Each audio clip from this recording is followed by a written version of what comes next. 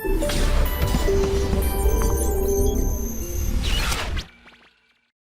Everyone, my name is Ravindra Gupta, chemistry faculty of motion institute. हमने 2 lecture cover कर लिए हैं केमिकल रिएक्शन एंड इक्वेशन के। आज हम चलेंगे हमारे 3rd लेक्चर पे। थोड़ा सा प्रीव्यू कर लेते हैं। लास्ट 2 लेक्चर्स के अंदर फर्स्ट लेक्चर में हमने क्या सीखा था? हमने सीखा था कि किस तरीके से हम केमिकल रिएक्शंस को लिखते हैं, बनाते हैं और किस तरीके से उनको और ज्यादा इंफॉर्मेटिव बनाया जाता है। सेकंड लेक्चर के अंदर हमने टाइप्स ऑफ केमिकल रिएक्शंस के बारे में देखा, जिसके अंदर 4 टाइप्स की केमिकल रिएक्शंस हमने देख ली थी। That is our combination chemical reaction देख ली थी, डीकंपोजिशन केमिकल रिएक्शन देख ली थी, और हमने देख लिया था डिस्प्लेसमेंट केमिकल रिएक्शन, और 4th हमने देख लिया था डबल डिस्प्लेसमेंट रिएक्शन। जितनी भी हमारी केमिकल रिएक्शन थी उनको किस तरीके से पहचाना जाए, किस तरीके से आइडेंटिफाई किया जाए, ये सारी चीजें हमने पिछले लेक्चर में पढ़ ली थी। आज हम चलेंगे हमारी 5th टाइप ऑफ रिएक्शन की तरफ, that is our redox chemical reaction. तो नेक्स्ट टॉपिक डालिए, that is our redox reactions. Redox reactions अगर हम देखें तो रेडॉक्स रिएक्शंस एक बहुत इंपॉर्टेंट पार्ट है इस पर्टिकुलर चैप्टर का। एक ना एक क्वेश्चन इस पर्टिकुलर रिएक्शन से रिलेटेड आता ही है एग्जाम के अंदर। या तो वो आपको रेडॉक्स रिएक्शन का कोई क्वेश्चन दे देगा, या तो इससे रिलेटेड एप्लीकेशंस के बारे में पूछ लेगा। चलिए समझते हैं what is the redox reaction. सबसे पहले स्टेटमेंट देखते हैं, उसके बाद समझेंगे कि रेडॉक्स रिएक्शन हमारी होती क्या है। स्टेटमेंट है, those reaction in which oxidation and reduction take place simultaneously are called redox reaction. उस टाइप की रिएक्शंस जिसके अंदर ऑक्सीडेशन और रिडक्शन दोनों चीजें एक साथ होती हैं, उस टाइप के रिएक्शंस को हम क्या बोलते हैं? रेडॉक्स रिएक्शन बोलते हैं। ठीक है, सिंपल सा स्टेटमेंट है इसका, सिंपल सा इसका मीनिंग है। अगर किसी रिएक्शन के अंदर ऑक्सीडेशन और रिडक्शन दोनों एक साथ हो रहे हो तो हम क्या बोलेंगे कि ये पर्टिकुलर रिएक्शन हमारी रेडॉक्स रिएक्शन है। अब यहाँ पे क्वेश्चन आता है। क्वेश्चन क्या आता है? क्वेश्चन ये आता है, what do you mean by the oxidation and reduction. जो यहाँ पे हमारी 2 चीजें हमने लिखी हैं, that is oxidation, that is our oxidation और रिडक्शन। इन दोनों चीजों का मतलब क्या है? रेडॉक्स रिएक्शन में हम किस तरीके से पहचानते हैं कि ऑक्सीडेशन क्या हो रहा है और रिडक्शन क्या हो रहा है, या दोनों चीजें इस पर्टिकुलर रिएक्शन के अंदर हो भी रही हैं या नहीं हो रही है। तो इन दोनों को पहचानने के लिए हमको क्या सीखना पड़ेगा कि ऑक्सीडेशन और रिडक्शन होते क्या है। तो सबसे पहले अपन देखते हैं, that is our oxidation. Oxidation क्या होगा? ऑक्सीडेशन नाम से ही पता चल रहा है, ऑक्सीजन से रिलेट करेगा। किसी भी चीज के साथ अगर ऑक्सीजन हमारा ऐड हो रहा है तो हम क्या बोलेंगे कि इसका ऑक्सीडेशन हो रहा है।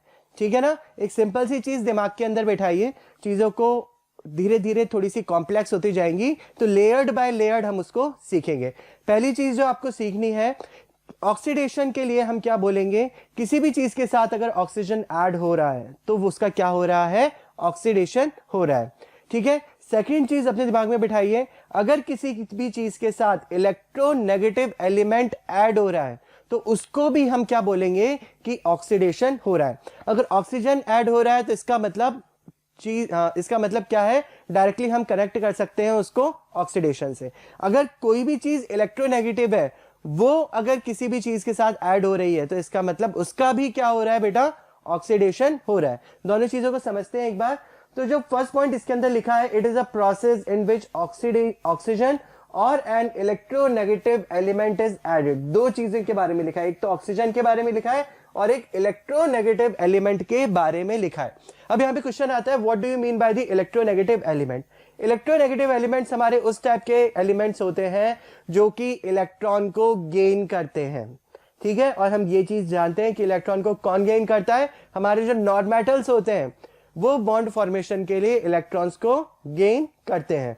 तो हम सिंपल सी चीज बोल सकते हैं, that is it is a process in which oxygen, या तो ऑक्सीजन हो या तो हमारे क्या हो? नॉन मेटल्स हो। अगर वो किसी चीज के साथ ऐड हो रहे हैं मतलब उस चीज का क्या हो रहा है?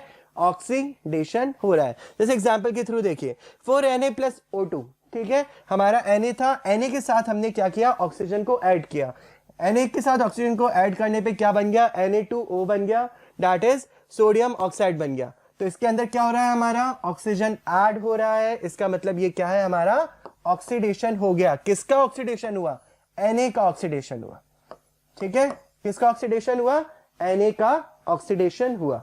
हम बात करें इसके अंदर तो 2Fe प्लस Cl2, ठीक है। क्लोरीन क्या है हमारा, नॉन मेटल है, नॉन मेटल होगा तो क्या होगा, इलेक्ट्रोनेगेटिव एलिमेंट होगा। तो Fe क्या है हमारा, आयरन है, आयरन के साथ हमने किसको ऐड किया, क्लोरीन को ऐड किया। तो ऑक्सीडेशन क्या होता है, या तो ऑक्सीजन ऐड हो या तो कोई इलेक्ट्रोनेगेटिव एलिमेंट ऐड हो। अभी ऑक्सीजन तो नहीं है, लेकिन Cl2 क्या है हमारा, एक तरीके का नॉन मेटल है, और नॉन मेटल क्या होता है, इलेक्ट्रोनेगेटिव एलिमेंट होता है। तो Cl2 हमारा ऐड होगा Fe के साथ, तो इसका क्या हो रहा होगा बेटा, ऑक्सीडेशन हो रहा होगा। क्या हो रहा होगा, ऑक्सीडेशन हो रहा होगा। तो पहली चीज अपने दिमाग में रखिए, किसी भी चीज का अगर हम ऑक्सीडेशन करवा रहे हैं, इसका मतलब उसके साथ या तो हम ऑक्सीजन को ऐड कर रहे हैं या तो किसी इलेक्ट्रोनेगेटिव एलिमेंट को ऐड कर रहे हैं। दूसरे पॉइंट पे जाते हैं, it can also be defined as the process in which hydrogen और an electropositive element is removed. देखो ये जो सेकंड पॉइंट है, ये जस्ट ऊपर वाले का क्या है, हमारा अपोजिट है। या तो इसके साथ, या तो फर्स्ट पॉइंट के अकॉर्डिंग मैं इलेक्ट्रोनेगेटिव एलिमेंट या ऑक्सीजन को क्या कर दूं, ऐड कर दूं, ठीक है, या मैं किसी एलिमेंट से या किसी चीज से इलेक्ट्रोपॉजिटिव एलिमेंट को हटा दूं या हाइड्रोजन को हटा दूं, तो वो भी क्या कहलाएगा, मेरा ऑक्सीडेशन कहलाएगा। ये मतलब इस तरीके का है, या तो कुल्हाड़ी पे पैर मार लो या पैर कुल्हाड़ी पर मार लो, ठीक है, इस तरीके का होता है। चोट किसको लगनी है, हमारे पैर को ही लगनी है। तो उसी तरीके से या तो इलेक्ट्रोनेगेटिव एलिमेंट ऐड कर दो या ऑक्सीजन को ऐड कर दो, या तो इलेक्ट्रोपॉजिटिव एलिमेंट को हटा दो या हाइड्रोजन को हटा दो, तो वो भी हमारा क्या कहलाएगा, ऑक्सीडेशन ही कहलाएगा। चीजें लेयर्ड बाय लेयर्ड अपने दिमाग में डालना, ऑक्सीजन को ऐड करना या इलेक्ट्रोनेगेटिव एलिमेंट को ऐड करना ऑक्सीडेशन कहलाता है, या तो इलेक्ट्रोपॉजिटिव एलिमेंट को हटाना या हाइड्रोजन को हटाना भी हमारा क्या कहलाता है, ऑक्सीडेशन कहलाता है। तो यहाँ पे देखिए HgCl2, Hg क्या है हमारा, मरकरी है, किसके साथ जुड़ा हुआ है, क्लोरीन के साथ जुड़ा हुआ है, ठीक है। रिएक्शन हुआ, रिएक्शन होने के बाद इसमें से Hg क्या हो गया, हमारा अलग हो गया, ठीक है। अलग कौन हुआ है, Hg हुआ है। Hg क्या है हमारा, मरकरी है, मरकरी क्या है हमारा, मेटल है, और मेटल्स क्या होते हैं, हमारे इलेक्ट्रोपॉजिटिव एलिमेंट की कैटेगरी में आते हैं।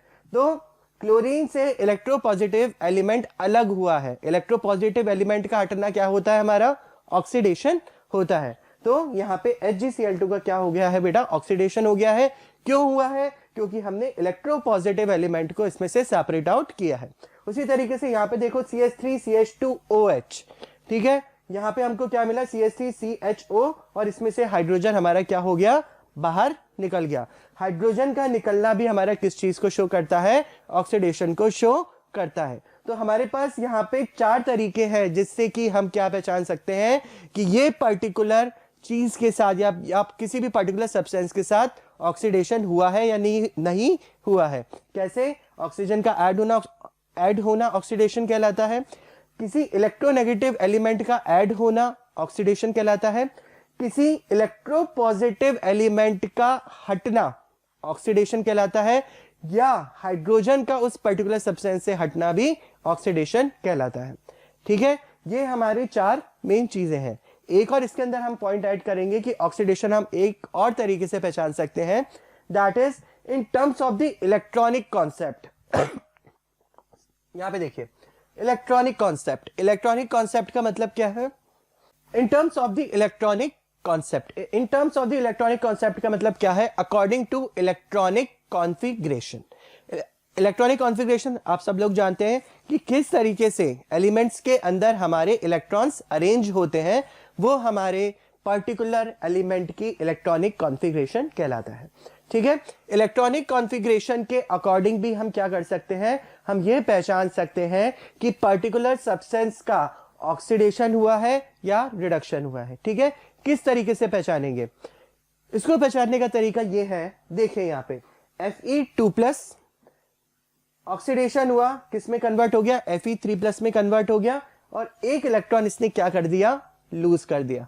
मतलब कोई सब्सटेंस रिएक्शन होने के बाद अगर इलेक्ट्रॉन्स को लूज कर रहा है तो हम क्या बोलेंगे, वो पर्टिकुलर सब्सटेंस क्या शो कर रहा है, ऑक्सीडेशन शो कर रहा है। इसके लिए एक सिंपल सा फॉर्मूला है, मैं आपको दे रहा हूं, इलेक्ट्रॉनिक कॉन्सेप्ट के लिए लगता है ये, दैट इज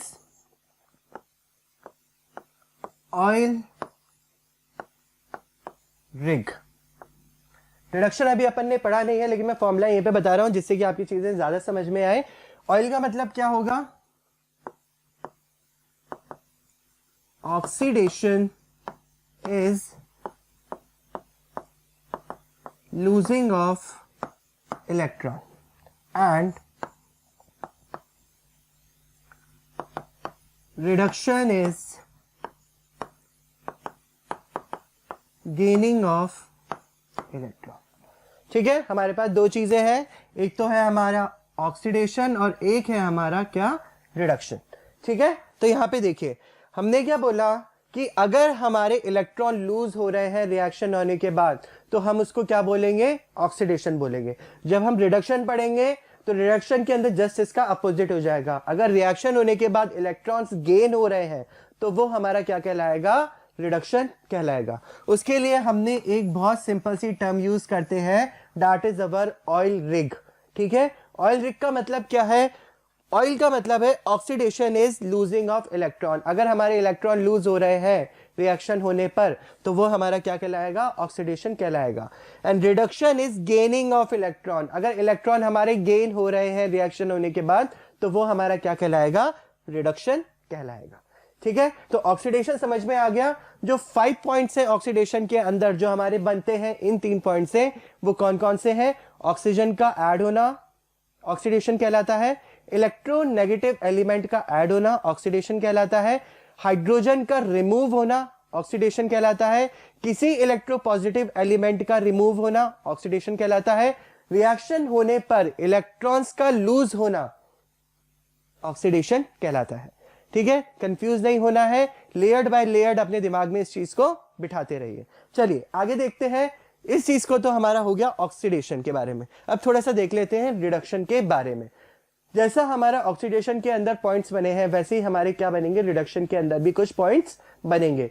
रिलेट करोगे तो जस्ट अपोजिट यहां पे आपको नजर आएंगे रिडक्शन के पॉइंट्स ऑक्सीडेशन से कंपेयर करें तो। ठीक है, जैसे इसके अंदर है, it is a process in which addition of hydrogen और an electropositive element take place. Reduction हमारा उस टाइप का प्रोसेस होता है जिसके अंदर हम हाइड्रोजन को ऐड करते हैं। ऑक्सीडेशन में हाइड्रोजन को क्या कर रहे थे? हटा रहे थे, सब्ट्रैक्ट कर रहे थे। लेकिन इसके अंदर क्या हो रहा है? हमारा हाइड्रोजन जो है हम उसको या तो ऐड कर रहे हैं या तो हम किसी इलेक्ट्रोपॉजिटिव एलिमेंट को ऐड करते हैं। तो क्या बोलते हैं? That is reduction is taking place. ठीक है, सिंपल सा है। दैट इज रिडक्शन हम कब बोलेंगे? It is a process in which addition of hydrogen और an electropositive element take place. ठीक है, या तो हाइड्रोजन ऐड हो रहा हो या तो कोई इलेक्ट्रोपॉजिटिव एलिमेंट ऐड हो रहा हो, तो हम उस पर्टिकुलर रिएक्शन को के अंदर क्या बोलेंगे कि इसके अंदर इस पर्टिकुलर सब्सटेंस का क्या हो रहा है बेटा? रिडक्शन हो रहा है। ठीक है, जैसे फॉर एग्जांपल Na के साथ हाइड्रोजन हमारा हम क्या कर रहे हैं? ऐड कर रहे हैं। हाइड्रोजन का ऐड होना क्या बुलाता है? क्या कहलाता है? रिडक्शन कहलाता है। तो यहाँ पे क्या हो रहा है? हाइड्रोजन ऐड होने की वजह से Na का क्या हो रहा है? रिडक्शन हो रहा है। उसी तरीके से Cu को हम किस में ऐड कर रहे हैं? कॉपर क्लोराइड में ऐड कर रहे हैं, दैट इज CuCl2। तो Cu2Cl2, ठीक है, किसको ऐड किया अपन ने? कॉपर को ऐड किया। कॉपर क्या है? एक तरीके का मेटल है, और मेटल क्या होते हैं? इलेक्ट्रोपॉजिटिव एलिमेंट्स होते हैं। तो किसी भी सब्सटेंस के साथ हमारा इलेक्ट्रोपॉजिटिव एलिमेंट अगर ऐड होता है तो हम क्या बोलते हैं कि इस पर्टिकुलर सब्सटेंस का क्या हो रहा है बेटा? रिडक्शन हो रहा है। ठीक है, नेक्स्ट पॉइंट देखिए, it is also be defined as a process in which oxygen और इलेक्ट्रोनेगेटिव एलिमेंट इज रिमूव्ड। या तो हाइड्रोजन का ऐड होना या तो इलेक्ट्रोपॉजिटिव एलिमेंट का ऐड होना हमारा क्या कहलाता है? रिडक्शन कहलाता है। या मैं बोलूं किसी इलेक्ट्रोनेगेटिव एलिमेंट का हटना या ऑक्सीजन का हटना भी रिडक्शन कहलाता है। तो ये पॉइंट हमको यही चीज बता रहा है, that is it is also defined as a process in which oxygen और एन इलेक्ट्रोनेगेटिव एलिमेंट, ऑक्सीजन या कोई इलेक्ट्रोनेगेटिव एलिमेंट का रिमूव होना भी हमारा क्या कहलाएगा? रिडक्शन की कैटेगरी में ही आएगा। एग्जाम्पल के तौर पे देखिए, दैट इज AuCl3। Au हमारा क्या है? Au है हमारा metal, that is our gold. उसके साथ क्या जुड़ा हुआ है? क्लोरीन जुड़ा हुआ है। क्लोरीन क्या है हमारा? नॉन मेटल है, नॉन मेटल मतलब electronegative element. AuCl plus Cl2, यहाँ पे क्या हुआ, इसमें से Cl2 बाहर निकल गया, मतलब इलेक्ट्रोनेगेटिव एलिमेंट ने इसको छोड़ दिया। तो AuCl3 का क्या हो रहा है बेटा, रिडक्शन हो रहा है। क्यों हो रहा है, क्योंकि इसके अंदर से इलेक्ट्रोनेगेटिव एलिमेंट हमने क्या कर लिया है, एक्सट्रैक्ट कर लिया है। देखिए इसके अंदर CuO क्या है, CuO is the copper oxide. इसके अंदर हम क्या ऐड कर रहे हैं, हाइड्रोजन को ऐड कर रहे हैं। हाइड्रोजन को ऐड करना क्या कहलाता है, हमारा रिडक्शन कहलाता है। ठीक है, तो CuO हाइड्रोजन ऐड हो गया, किसके साथ निकल गया, हमारा ऑक्सीजन के साथ निकल गया। तो इसके अंदर क्या हो रहा है, रिमूवल ऑफ ऑक्सीजन। ऑक्सीजन क्या हो रहा है, Cu से रिमूव हो रहा है। ठीक है, किसके साथ जुड़ रहा है, वो जाके H2 के साथ जुड़ रहा है। तो Cu का हम क्या बोलेंगे, Cu का क्या हो गया है बेटा, रिडक्शन हो गया है। ठीक है, तो दोनों चीजें यहाँ पे क्लियर है। किसी भी इलेक्ट्रोनेगेटिव एलिमेंट का हटना या किसी भी ऑक्सीजन का हटना हमारा क्या कहलाता है, रिडक्शन कहलाता है। ठीक है, बात करें अगर हम थर्ड पॉइंट की, तो थर्ड पॉइंट के अंदर वही चीज है, that is in electronic concept reduction process involve gain of electron. ठीक है, जो हमारा फॉर्मूला है दैट इज अवर, जो हमने सीखा है जस्ट अभी, oil ring, oil oxidation is losing and reduction is gaining. तो reduction is gain of electron.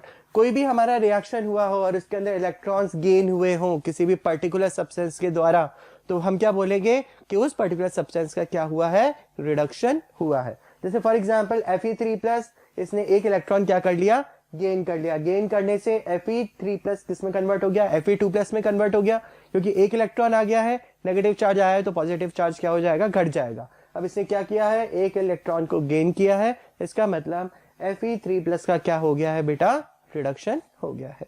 तो हमने ये चीज समझ ली कि ऑक्सीडेशन और रिडक्शन क्या होता है। तो कोई भी हमारी केमिकल रिएक्शन है, अगर उसके अंदर ये सारी चीजें हो रही हैं, जो या इनमें से कोई भी चीज हो रही है ऑक्सीडेशन से रिलेटेड या रिडक्शन से रिलेटेड, और दोनों साइमल्टेनियसली हो रही हैं, मतलब एक साथ हो रही हैं, तो उस पर्टिकुलर रिएक्शन को हम क्या बोलेंगे, हम उस पर्टिकुलर रिएक्शन को बोलेंगे रिडॉक्स रिएक्शन।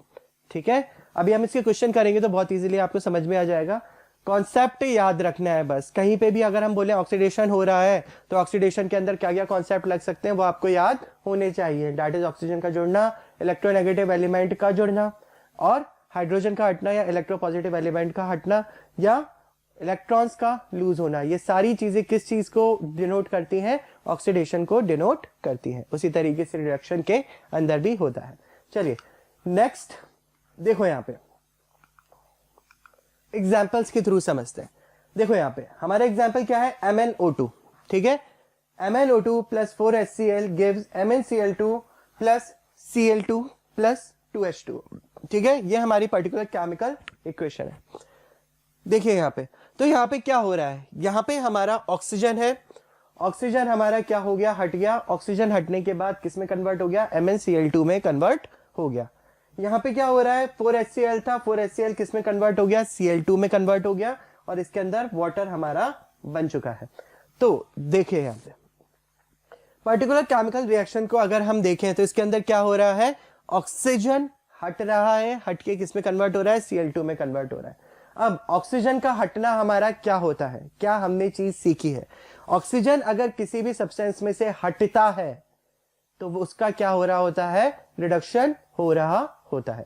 ठीक है, तो MnO2 के अंदर से क्योंकि ऑक्सीजन हमारा हट के MnCl2 बना रहा है, तो हम क्या बोलेंगे कि इसका रिडक्शन हो रहा है, क्योंकि हमने यही चीज देखी है। अगर ऑक्सीजन किसी भी चीज में से हट रहा है तो उसका क्या होता है, रिडक्शन होता है। ऑक्सीजन किसी भी चीज में ऐड हो रहा होता है तो उसका क्या हो रहा होता है, ऑक्सीडेशन हो रहा होता है। तो ऑक्सीजन यहां से हट चुका है तो इस पर्टिकुलर सब्सटेंस का क्या हो रहा होगा, रिडक्शन हो रहा होगा। अब यहाँ पे है HCl, Cl के साथ हाइड्रोजन जुड़ा हुआ है। अब यहाँ पे हमारा क्या हो गया, Cl अलोन हो गया, मतलब हाइड्रोजन हट चुका है। हाइड्रोजन का हटना किस चीज को इंडिकेट करता है, ऑक्सीडेशन को इंडिकेट करता है। ऑक्सीडेशन में अपन ने पढ़ा है हाइड्रोजन का हटना या किसी भी इलेक्ट्रोपॉजिटिव एलिमेंट का हटना क्या कहलाता है, रिडक्शन कहलाता है। यहाँ पे क्या हो रहा है, सॉरी, चलिए एग्जाम्पल के थ्रू समझते हैं इस चीज को। ठीक है, तो यहाँ पे हमारे कुछ एग्जाम्पल हैं जिसके अंदर हमने रिएक्शंस के अंदर रिडॉक्स रिएक्शन दिखाई है। रिएक्शन है हमारी MnO2 plus 4HCl gives MnCl2 plus Cl2 plus 2H2O। ठीक है, चलिए इसके अंदर देखते हैं। जब भी हम रिडॉक्स रिएक्शन के क्वेश्चन करेंगे तो जितनी भी चीजें हम निकाल रहे हैं रिडॉक्स रिएक्शन से रिलेटेड, वो सारी चीजें हम करेंगे किस साइड में, रिएक्टेंट साइड में। रिएक्टेंट साइड हम जानते हैं जो भी हमारे एरो के इस साइड में होता है वो हमारा क्या कहलाता है, रिएक्टेंट कहलाता है। ठीक है ना, तो इस साइड में ऑक्सीडेशन और रिडक्शन को अपन कैलकुलेट करेंगे, प्रोडक्ट से हमको मतलब नहीं होता। यहीं पे हमारा निकलेगा कि किसका ऑक्सीडेशन होगा और किसका रिडक्शन होगा। चलिए, तो सबसे पहले अपन MnO2 के बारे में देखते हैं। तो MnO2 के अंदर क्या हो रहा है हमारा, MnO2 के अंदर ऑक्सीजन हमारा क्या हो रहा है, रिमूव हो रहा है, और इसके साथ क्या जुड़ रहा है, Cl2 जुड़ रहा है। ठीक है, दूसरे के अंदर हमारा Cl के साथ क्या हो रहा है, हाइड्रोजन जुड़ा हुआ था, लेकिन यहां पे आने पे Cl के साथ हाइड्रोजन हमारा क्या हो गया, हट गया। जितने भी पॉइंट्स हमने पढ़े हैं सभी पॉइंट्स को याद कीजिए। MnO2 ऑक्सीजन का हट रहा है और इसके साथ क्या जुड़ रहा है, क्लोरीन जुड़ रहा है। ठीक है, तो ऑक्सीजन का हटना किसी भी चीज से क्या कहलाता है, हमारा रिडक्शन कहलाता है। ठीक है, ऑक्सीजन का हटना क्या कहलाता है, रिडक्शन कहलाता है। हमने ये पॉइंट एज इट इज लिख रखा है। उसके बाद Cl के साथ क्या था, हमारा हाइड्रोजन जुड़ा हुआ था। अब क्या हो गया है, Cl के साथ हाइड्रोजन हमारा हट गया है। तो हाइड्रोजन का हटना किसी भी सब्सटेंस से, that is removal of the hydrogen, किस चीज को इंडिकेट करता है, ऑक्सीडेशन को इंडिकेट करता है। ठीक है, तो MnO2 के अंदर ऑक्सीजन हटा, HCl के अंदर हाइड्रोजन हटा। अगर ऑक्सीजन हमारा हटेगा तो वो रिडक्शन को रिप्रेजेंट करेगा, HCl के अंदर हाइड्रोजन हमारा हट रहा है तो वो ऑक्सीडेशन को रिप्रेजेंट कर रहा है। जो हमने पॉइंट्स लिखे हैं वही चीज हमको यहाँ पे देखने के लिए मिल रही है। तो सिंपल सी चीज है कि MnO2 का तो क्या हो रहा होगा, रिडक्शन हो रहा होगा, और 4HCl का क्या हो रहा होगा, ऑक्सीडेशन हो रहा होगा। तो ये पर्टिकुलर रिएक्शन हमारी क्या है, रिडॉक्स रिएक्शन है, जिसके अंदर हमको ऑक्सीडेशन और रिडक्शन दोनों साइमल्टेनियसली देखने के लिए मिल रहे हैं। चलिए दूसरी इक्वेशन में देखते हैं, Cu प्लस I2, कॉपर का आयोडीन के साथ रिएक्शन हो रहा है और क्या बन रहा है, CuI2 बन रहा है। ठीक है, सब चीजें जानते हैं अपन कॉपर आयोडीन के बारे में कि कॉपर हमारा क्या है, मेटल है, मेटल होगा तो इलेक्ट्रोपॉजिटिव एलिमेंट होगा। I2 क्या है, हमारा नॉन मेटल है, I2 अगर हमारा नॉन मेटल है तो इलेक्ट्रोनेगेटिव एलिमेंट होगा। ठीक है, तो इसने में क्या जुड़ा बना है, हमारा CuI2 जुड़ा, CuI2 बना है। CuI2 जो बना है इसके अंदर जो कॉपर है हमारा इलेक्ट्रोपॉजिटिव एलिमेंट है जो कि इलेक्ट्रोनेगेटिव के साथ जुड़ा है, और I2 हमारा इलेक्ट्रोपॉजिटिव एलिमेंट के साथ जुड़ा है। ठीक है, सारे पॉइंट्स अब इसके अंदर देख लेते हैं। अब जो Cu है उसके साथ कौन जुड़ा है, I2 जुड़ा है। I2 क्या है, हमारा इलेक्ट्रोनेगेटिव एलिमेंट है। अब हमने पढ़ा है ऑक्सीडेशन कब होता है, या तो ऑक्सीजन जुड़े या तो कोई इलेक्ट्रोनेगेटिव एलिमेंट जुड़े। तो Cu के साथ क्या जुड़ रहा है, I2 जुड़ रहा है, इलेक्ट्रोनेगेटिव एलिमेंट है, तो Cu का तो क्या हो रहा होगा बेटा, ऑक्सीडेशन होगा। ठीक है, I2 के साथ कौन जुड़ा है, Cu जुड़ा है। Cu क्या है, हमारा इलेक्ट्रोपॉजिटिव एलिमेंट है क्योंकि वो एक मेटल है, तो इलेक्ट्रोपॉजिटिव एलिमेंट का जुड़ना हमारा क्या कहलाता है, रिडक्शन कहलाता है। तो I2 का क्या हो रहा होगा, रिडक्शन हो रहा होगा। और ऑक्सीडेशन और रिडक्शन दोनों चीजें एक साथ हो रही हैं, इसका मतलब ये पर्टिकुलर रिएक्शन हमारी क्या है, रिडॉक्स रिएक्शन है। ठीक है, तो बहुत ही सिंपल सी चीजें हैं, पॉइंट्स अगर याद होंगे तो बहुत इजीली हम इस टाइप के क्वेश्चंस कर सकते हैं। ठीक है, इसके अंदर एक और इंपॉर्टेंट चीज है जो हमको याद रखनी है, that is our oxidising and reducing agent. ठीक है, इसके अंदर कैसे पहचानेंगे कि कौन सा ऑक्सीडाइजिंग है और कौन सा रिड्यूसिंग एजेंट है, देख लीजिए। देखिए यहाँ पे ऑक्सीडाइजिंग एजेंट क्या है हमारा, a substance that oxidised the other substance and get itself reduced। यहाँ पे एक पॉइंट देखिए, यहाँ पे जो वर्ड्स लिखे हैं, and get itself reduce, मतलब जिसका रिडक्शन हो रहा होगा वो हमारा क्या कहलाएगा, ऑक्सीडाइजिंग एजेंट कहलाएगा।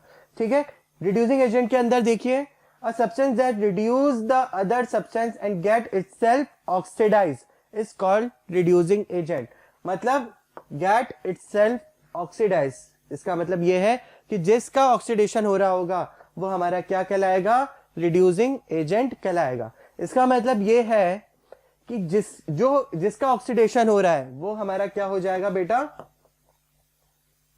रिड्यूसिंग एजेंट हो जाएगा, और जिसका रिडक्शन हो रहा होगा वो हमारा क्या हो जाएगा, ऑक्सीडाइजिंग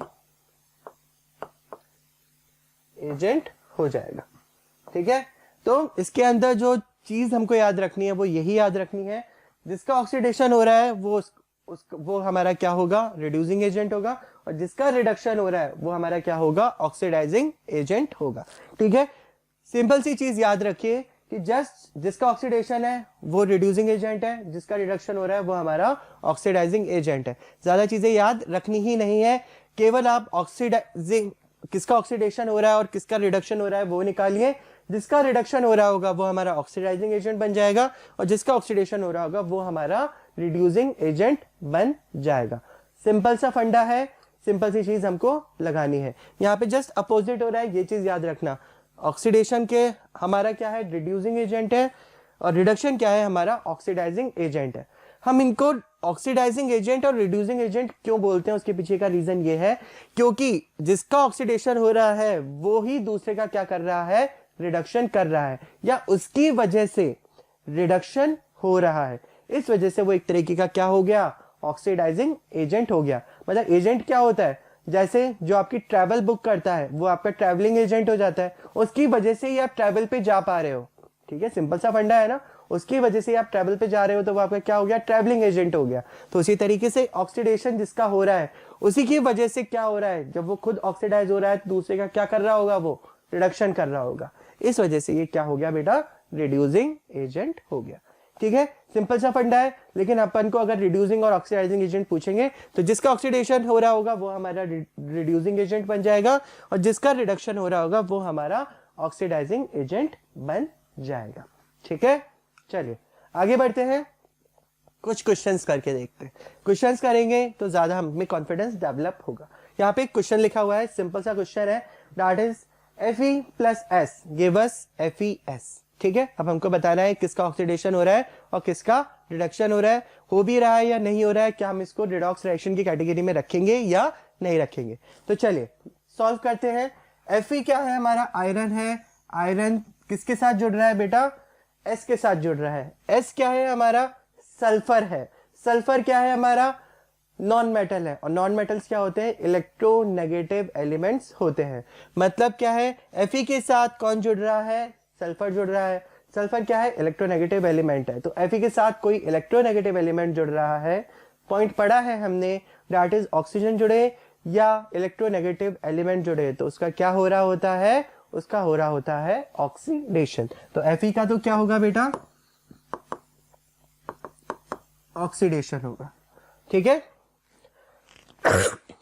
सॉरी, S की बात करें तो S के साथ क्या जुड़ रहा है, S के साथ Fe जुड़ रहा है। Fe क्या है, हमारा इलेक्ट्रोपॉजिटिव एलिमेंट है, क्योंकि वो क्या है, हमारा मेटल है।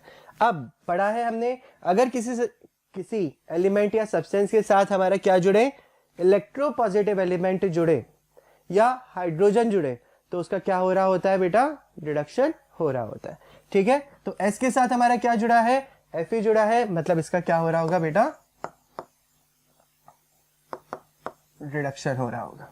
ठीक है, अब इसमें से कौन सा हमारा ऑक्सीडाइजिंग एजेंट होगा, कौन सा हमारा रिड्यूसिंग एजेंट होगा, तो जिसका रिडक्शन हो रहा है वो तो हमारा बन जाएगा ऑक्सीडाइजिंग एजेंट, और जिसका हमारा ऑक्सीडेशन हो रहा होगा वो हमारा बन जाएगा रिड्यूसिंग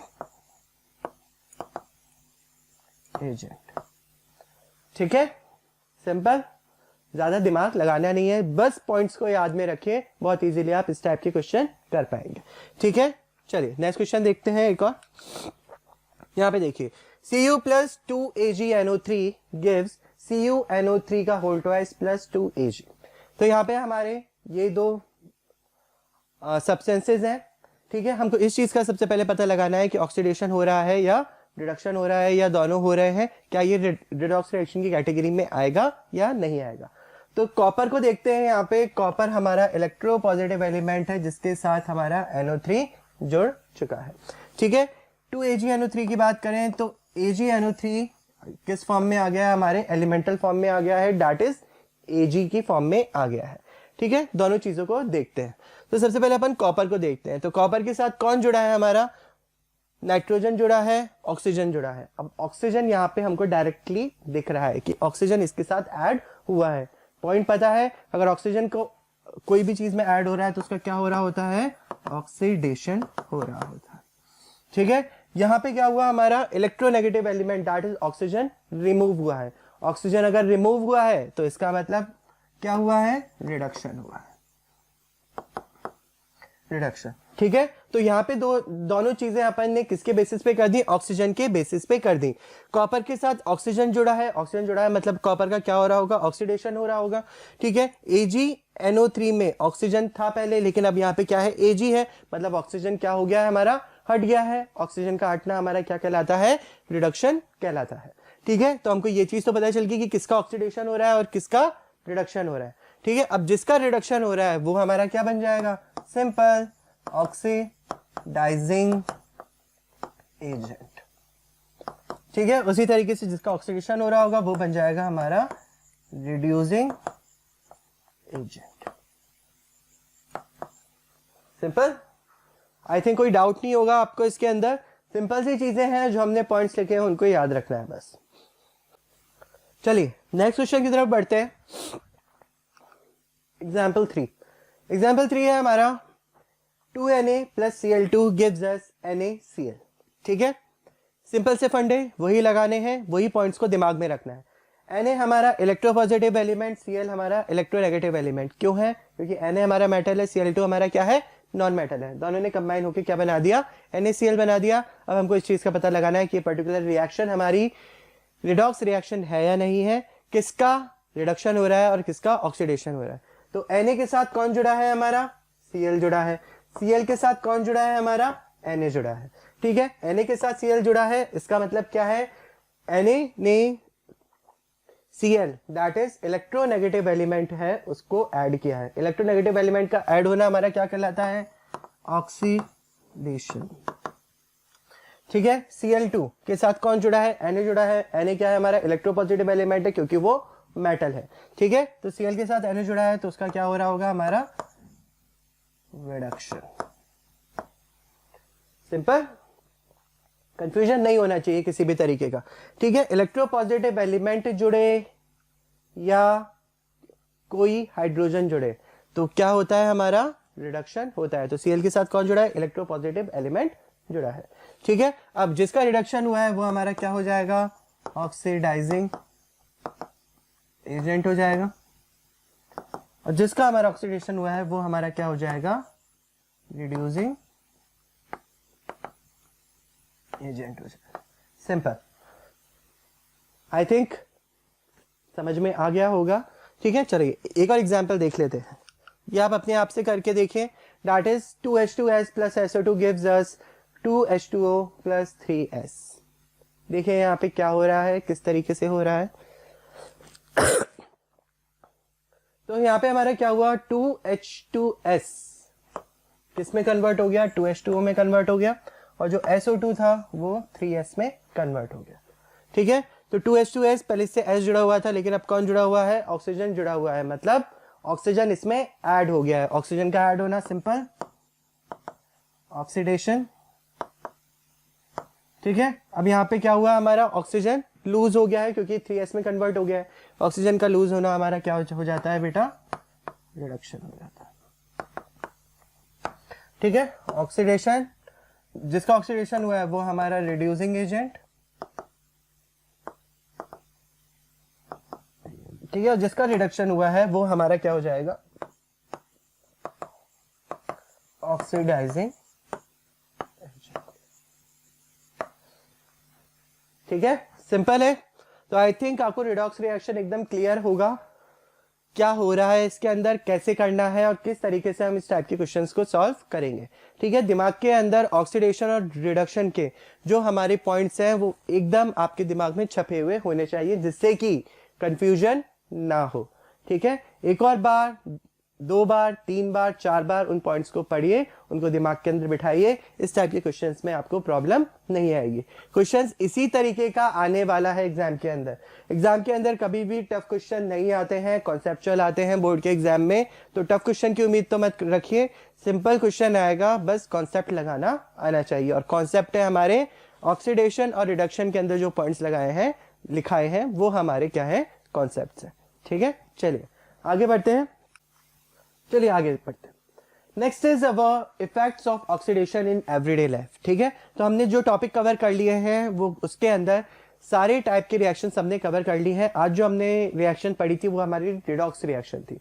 तो रिडॉक्स रिएक्शन के अंदर 2 चीजें हो रही थी, दैट इज अवर ऑक्सीडेशन और रिडक्शन। उसके अंदर जो ऑक्सीडेशन वाला पार्ट है वो हम बहुत फ्रिक्वेंटली देखने के लिए मिलता है। ऑक्सीडेशन का मतलब क्या था? ऑक्सीडेशन का मतलब था एडिशन ऑफ ऑक्सीजन। ठीक है, किसी भी चीज के साथ अगर ऑक्सीजन ऐड हो जाता है तो वो पर्टिकुलर चीज हमारी क्या हो जाती है, ऑक्सीडाइज हो जाती है। जैसे फॉर एग्जांपल मैग्नीशियम के साथ ऑक्सीजन ऐड होगा तो मैग्नीशियम ऑक्साइड बना लेगा, एल्युमिनियम के साथ ऑक्सीजन ऐड होगा तो वो एल्युमिनियम ऑक्साइड बना लेगा, आयरन के साथ ऑक्सीजन ऐड होगा तो वो फेरिक ऑक्साइड बना लेगा या आयरन ऑक्साइड बना लेगा। तो ऑक्सीजन क्योंकि वो हमारे एटमॉस्फेयर के अंदर बहुत फ्रिक्वेंटली प्रेजेंट रहती है, जैसे कि हम जानते हैं अप्रॉक्स 21% ऑफ ऑक्सीजन हमारे एटमॉस्फेयर में प्रेजेंट है।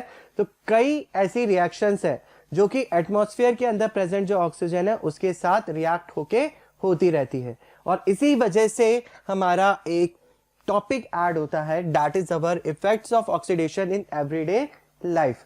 कहां पे अपन देखते हैं इफेक्ट्स किसके, ऑक्सीडेशन के। क्यों देख पाते हैं? क्योंकि ऑक्सीजन हमारे एनवायरनमेंट के अंदर बहुत फ्रिक्वेंटली प्रेजेंट है। ठीक है, तो देखें यहाँ पे the effects of this reaction is majorly due to the oxidation of the primary substances. The effect is both beneficial as well as harmful. ठीक है, हमारे जो ऑक्सीडेशन है उसके जो इफेक्ट्स हैं वो दोनों कैटेगरी के हैं। दैट इज कुछ हमारे इफेक्ट्स बेनिफिशियल हैं जो हमारे बहुत काम में आते हैं, और कुछ इफेक्ट्स क्या है, डैमेजिंग है। डैमेजिंग का मतलब जिससे हमारा नुकसान होता है। दोनों इफेक्ट्स को अपन एक एक करके एनालाइज करेंगे। ठीक है, सबसे पहले अपन देखते हैं बेनिफिशियल इफेक्ट्स ऑफ ऑक्सीडेशन। ठीक है, बेनिफिशियल इफेक्ट्स ऑफ ऑक्सीडेशन के अंदर आता है कंबशन रिएक्शन। कंबशन रिएक्शन सबको पता है, जब भी हम किसी चीज को बर्न करते हैं तो वो पर्टिकुलर रिएक्शन हमारा क्या कहलाता है, कंबशन रिएक्शन कहलाता है। हम क्या बोलते हैं, हम ये बोलते हैं कि इस पर्टिकुलर चीज को अगर हमने जलाया है तो वो एक तरीके का क्या है, हमारा कंबशन रिएक्शन है। हम उसको रिएक्शन क्यों बोल रहे हैं, हम उसको रिएक्शन इसलिए बोल रहे हैं कि जब भी हम कंबस्ट करते हैं किसी भी चीज को तो वो पर्टिकुलर चीज ऑक्सीजन के साथ रिएक्ट करती है, इस वजह से वो रिएक्शन की कैटेगरी में आता है। सिंपल सी चीज है, दैट इज कंबशन रिएक्शन हमारा एक तरीके का ऑक्सीडेशन प्रोसेस है। और हम इस चीज को जानते हैं कि आग जो है, दैट इज कंबशन जो है, वो कितना इंपॉर्टेंट रोल प्ले करता है हमारी लाइफ के अंदर। खाना पकाना है, ठीक है, एलपीजी गैस को अपन बर्न करते हैं। उजाला करना है, कैंडल को अपन बर्न करते हैं। ठीक है, हीट एनर्जी चाहिए तो अपन लकड़ियों को जलाते हैं। ठीक है, इवन जब हम ब्रीथ करते हैं तो भी कंबशन रिएक्शन ही हो रहा होता है। जानते हैं ना अपन क्या होता है इसके अंदर, जब अपन ब्रीथ इन करते हैं तो ऑक्सीजन इनहेल करते हैं। ठीक है, तो हमारे जो बॉडी है उसके अंदर जो ग्लूकोज प्रेजेंट है वो क्या होता है, बर्न होता है, और बर्न होने के बाद वो हमें एनर्जी प्रोवाइड करता है। और जब अपन एक्सहेल करते हैं तो कार्बन डाइऑक्साइड बाहर निकलती है। ठीक है, तो कंबशन रिएक्शन हमारा फुल ऑन काम में आ रहा है, चाहे हमको किसी भी तरीके की एनर्जी प्रोवाइड करना हो, चाहे हमारी जो ब्रीथ वाला प्रोसेस हो वो भी हमारा एक तरीके का ऑक्सीडेशन प्रोसेस या कंबशन रिएक्शन ही होता है। ठीक है, स्टेटमेंट देख लेते हैं इसके। Combustion reaction, a chemical reaction in which a substance burn or get oxidized in the presence of air or oxygen is called combustion reaction. ठीक है, उस टाइप की केमिकल रिएक्शन जिसके अंदर कोई भी सब्सटेंस बर्न होता है और ऑक्सीडाइज हो जाता है। ऑक्सीडाइज होने का क्या मतलब होता है, ऑक्सीजन का ऐड होना। ठीक है, in the presence of oxygen, oxygen की प्रेजेंस में इज कॉल्ड कंबशन रिएक्शन। ठीक है, सिंपल सी चीज इसके अंदर लिखी हुई है, जब भी हम किसी चीज को बर्न करते हैं तो उसके साथ हमारी ऑक्सीजन ऐड हो जाती है और उस पर्टिकुलर रिएक्शन को हम क्या बोलते हैं, कंबशन रिएक्शन बोलते हैं। एग्जाम्पल के तौर पे हम केरोसिन को बर्न करें, हम गैस को बर्न करें, हम नेचुरल गैस को बर्न करें, ठीक है, या हम रेस्पिरेशन प्रोसेस लें, ये सारे रिएक्शन हमारे कंबशन रिएक्शन की कैटेगरी में आते हैं। अभी तक अपन ने क्या देख लिया? अभी तक अपन ने देख लिया है that is beneficial effects of the oxidation. ठीक है, अब जो अपन देखेंगे वो देखेंगे damaging effect of the oxidation. Damaging effect of the oxidation का मतलब ये है कि किस तरीके से जो ऑक्सीडेशन प्रोसेस है वो हमको नुकसान पहुंचा सकता है।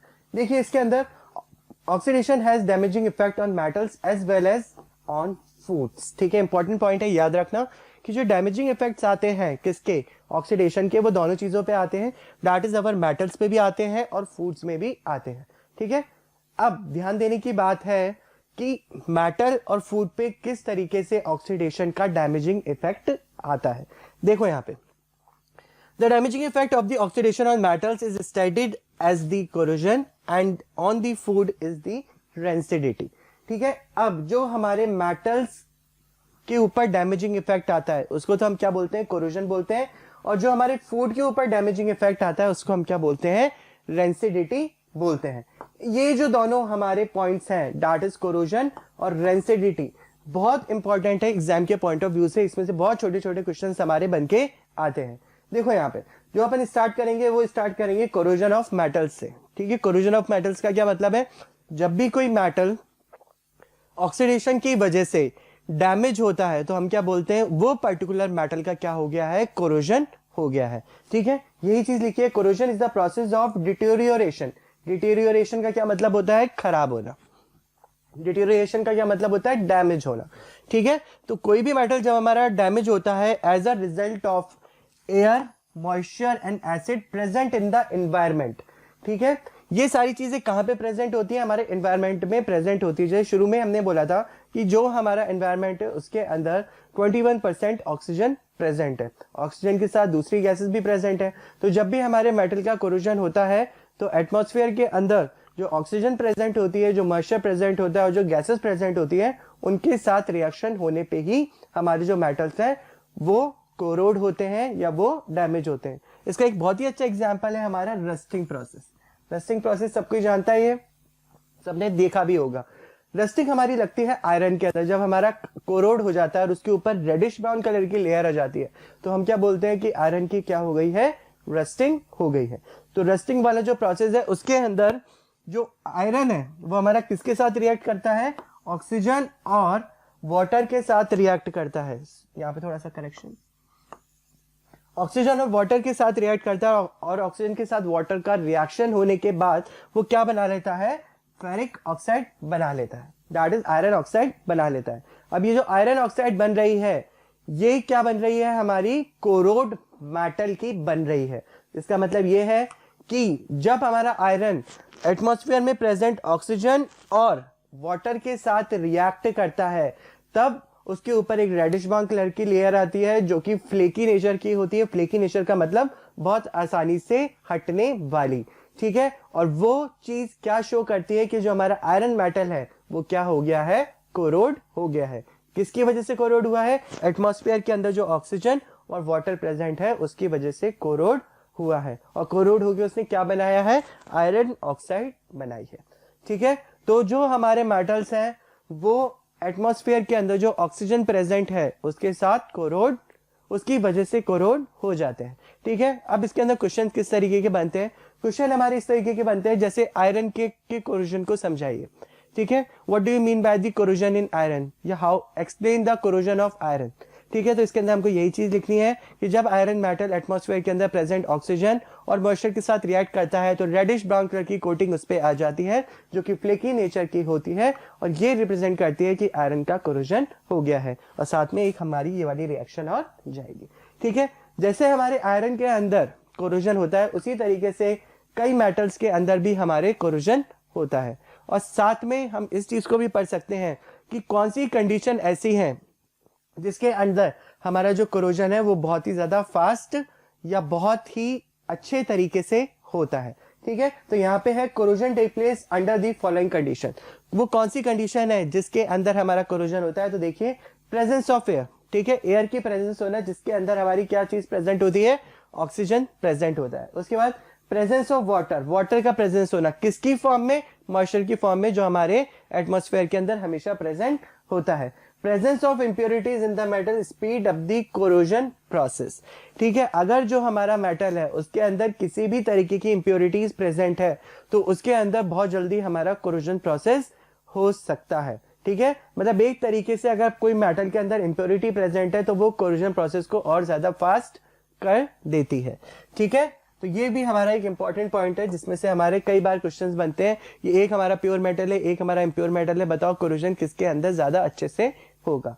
ठीक है, उसके बाद presence of the electrolytes. Electrolytes का मतलब क्या है, अगर हमने हमारे मेटल को किसी सॉल्टी वाटर के अंदर डाल दिया है, जिसके अंदर सॉल्ट का मतलब क्या हो गया, सॉल्ट हो गया मतलब कॉम्बिनेशन ऑफ आयन, जैसे फॉर एग्जांपल NaCl, तो Na प्लस और Cl माइनस हमारे दो आयन है जिसके कॉम्बिनेशन से हमारा क्या बनता है, NaCl बनता है। ठीक है, एक मेटल को लिया मैंने सिंपल वाटर में डाला, एक मेटल को मैंने NaCl के एक्वस सॉल्यूशन में डाला, तो जो रस्टिंग प्रोसेस होगा वो हमारा NaCl के सॉल्यूशन में ज्यादा फास्ट होगा, क्योंकि वहां पे आयंस है जो कोरोजन के प्रोसेस को और ज्यादा फास्ट कर देंगे। ठीक है, तो इलेक्ट्रोलाइट्स का मतलब यही है कि उस टाइप के हमारे सॉल्यूशन जिसके अंदर आयंस प्रेजेंट होते हैं, अगर कोई मेटल हमारा इस टाइप के इलेक्ट्रोलाइट के अंदर पड़ा हुआ है तो जो कोरोजन का प्रोसेस है वो और भी ज्यादा फास्ट हो जाता है। ठीक है, उसके बाद the position of the matter in the reactivity series determines the extent of corrosion. जो हमारी रिएक्टिविटी सीरीज है, रिएक्टिविटी सीरीज के अंदर जो अपर मेटल्स होते हैं वो हमारे क्या होते हैं, हाईली रिएक्टिव नेचर के होते हैं। जो बीच के मेटल्स होते हैं वो मॉडरेटली, और जो नीचे वाले मेटल्स होते हैं वो हमारे लो रिएक्टिव नेचर के होते हैं। तो जो जितना ज्यादा हाई रिएक्टिव नेचर का होगा उतनी तेजी से ही उसके अंदर कोरोजन होगा। ठीक है, क्योंकि कोरोजन क्या है, एक तरीके का केमिकल रिएक्शन है, किसके साथ, ऑक्सीजन के साथ। तो जो जितना ज्यादा हाई रिएक्टिव नेचर का होगा ऑक्सीजन के साथ वो उतनी तेजी से रिएक्ट करेगा और उतनी ही जल्दी उसके अंदर कोरोजन होगा। नेक्स्ट के अंदर देखते हैं, जो हमारा कोरोजन है वो केवल आयरन के अंदर नहीं होता है, दूसरे मेटल्स में भी होता है। बहुत सारे मेटल्स के अंदर हमें कोरोजन देखने के लिए मिलता है। जो मेनली मेटल्स जिसके बारे में हमसे पूछा जाता है एग्जाम के अंदर, उस पर अपन फोकस करते हैं। सबसे पहला तो हमारा हो गया आयरन, जिसके बारे में बहुत फ्रिक्वेंटली पूछते हैं कि आयरन के कोरोजन को समझाइए। दूसरा जो हमारा मेटल है दैट इज अवर कॉपर। जो कॉपर मेटल है वो भी हमारा कोरोजन देखने के लिए मिलता है, उसके अंदर भी कोरोजन देखने के लिए मिलता है दो तरीके से। ठीक है, जनरली आपने देखा होगा जो हमारा कॉपर मेटल होता है वो शुरू में जब आते हैं, जब हम किसी दुकान से उसको फ्रेश पीस लेके आते हैं तो वो क्या होता है, रेडिश ब्राउन कलर का होता है हमारा। ठीक है, और खूब अच्छा दिखता है, साफ सुथरा दिखता है, लस्ट्रस नेचर का होता है। लेकिन जब कुछ दिन बीत जाते हैं तो उसके ऊपर ब्लैक और ग्रीन कलर की कोटिंग आना चालू हो जाती है। ठीक है, तो जो ब्लैक कलर की कोटिंग होती है वो तो होती है हमारी किसकी, कॉपर ऑक्साइड की, और जो ग्रीन कलर की कोटिंग होती है वो होती है हमारी कॉपर कार्बोनेट की। ठीक है, ये दोनों जो कोटिंग है, ये दोनों कोटिंग रिप्रेजेंट करती है किस चीज को, कोरोजन इन कॉपर मेटल को। तो इसके अंदर यही चीज लिखी है, copper react with moist carbon dioxide. इसके अंदर जो कोरोजन हो रहा है वो किसकी वजह से हो रहा है, कार्बन डाइऑक्साइड गैस और वाटर की वजह से हो रहा है। ठीक है, तो जो कॉपर मेटल है वो हमारे एटमॉस्फेयर के अंदर जो मॉइस्चर प्रेजेंट है और जो कार्बन डाइऑक्साइड प्रेजेंट है उसके साथ रिएक्ट करते हैं, और रिएक्ट करने के बाद ग्रीन कोटिंग बना लेते हैं किसकी, बेसिक कॉपर कार्बोनेट की। किसकी कोटिंग बना लेते हैं, बेसिक कॉपर कार्बोनेट की कोटिंग बना लेते हैं। ठीक है, और जो बेसिक कॉपर कार्बोनेट की कोटिंग बनती है ग्रीन कलर की, वो चीज हमें बताती है कि पर्टिकुलर कॉपर मेटल हमारा क्या हो गया है, कोरोड हो गया है या डैमेज हो गया है। उसी तरीके से जो हमारे सिल्वर आर्टिकल्स होते हैं उनके में भी अपन देखते हैं कि थोड़े दिनों बाद वो ब्लैक कलर की अपीयरेंस देना चालू कर देते हैं। जब नए नए होते हैं तो लस्ट्रस होते हैं। ठीक है, और जैसे ही थोड़े दिन बीत जाते हैं तो उनके ऊपर ब्लैक कलर की कोटिंग आ जाती है। तो वो जो ब्लैक कलर की कोटिंग आती है वो किसकी वजह से आती है, तो जो हमारे सिल्वर आर्टिकल्स होते हैं वो एटमॉस्फेयर के अंदर जो हाइड्रोजन सल्फाइड गैस होती है उसके साथ रिएक्ट करके सिल्वर सल्फाइड बना लेते हैं, और जो वो सिल्वर सल्फाइड होता है वो हमारा क्या होता है, ब्लैक कलर का होता है। स्टेटमेंट में यही लिखा है, silver articles become black after some time when exposed to air because it react with hydrogen sulphide to form a coating of silver sulphide. ठीक है, तो जो हमारे सिल्वर मेटल है उसके अंदर भी कोरोजन होता है, किसकी वजह से होता है, हाइड्रोजन सल्फाइड गैस की वजह से होता है, जो कि हमारे एटमॉस्फेयर के अंदर प्रेजेंट होती है। और जब सिल्वर मेटल हाइड्रोजन सल्फाइड के साथ रिएक्ट कर लेता है तो वो सिल्वर सल्फाइड बनाता है, जिसकी लेयर हमको हमारे सिल्वर आर्टिकल्स के ऊपर दिखती है।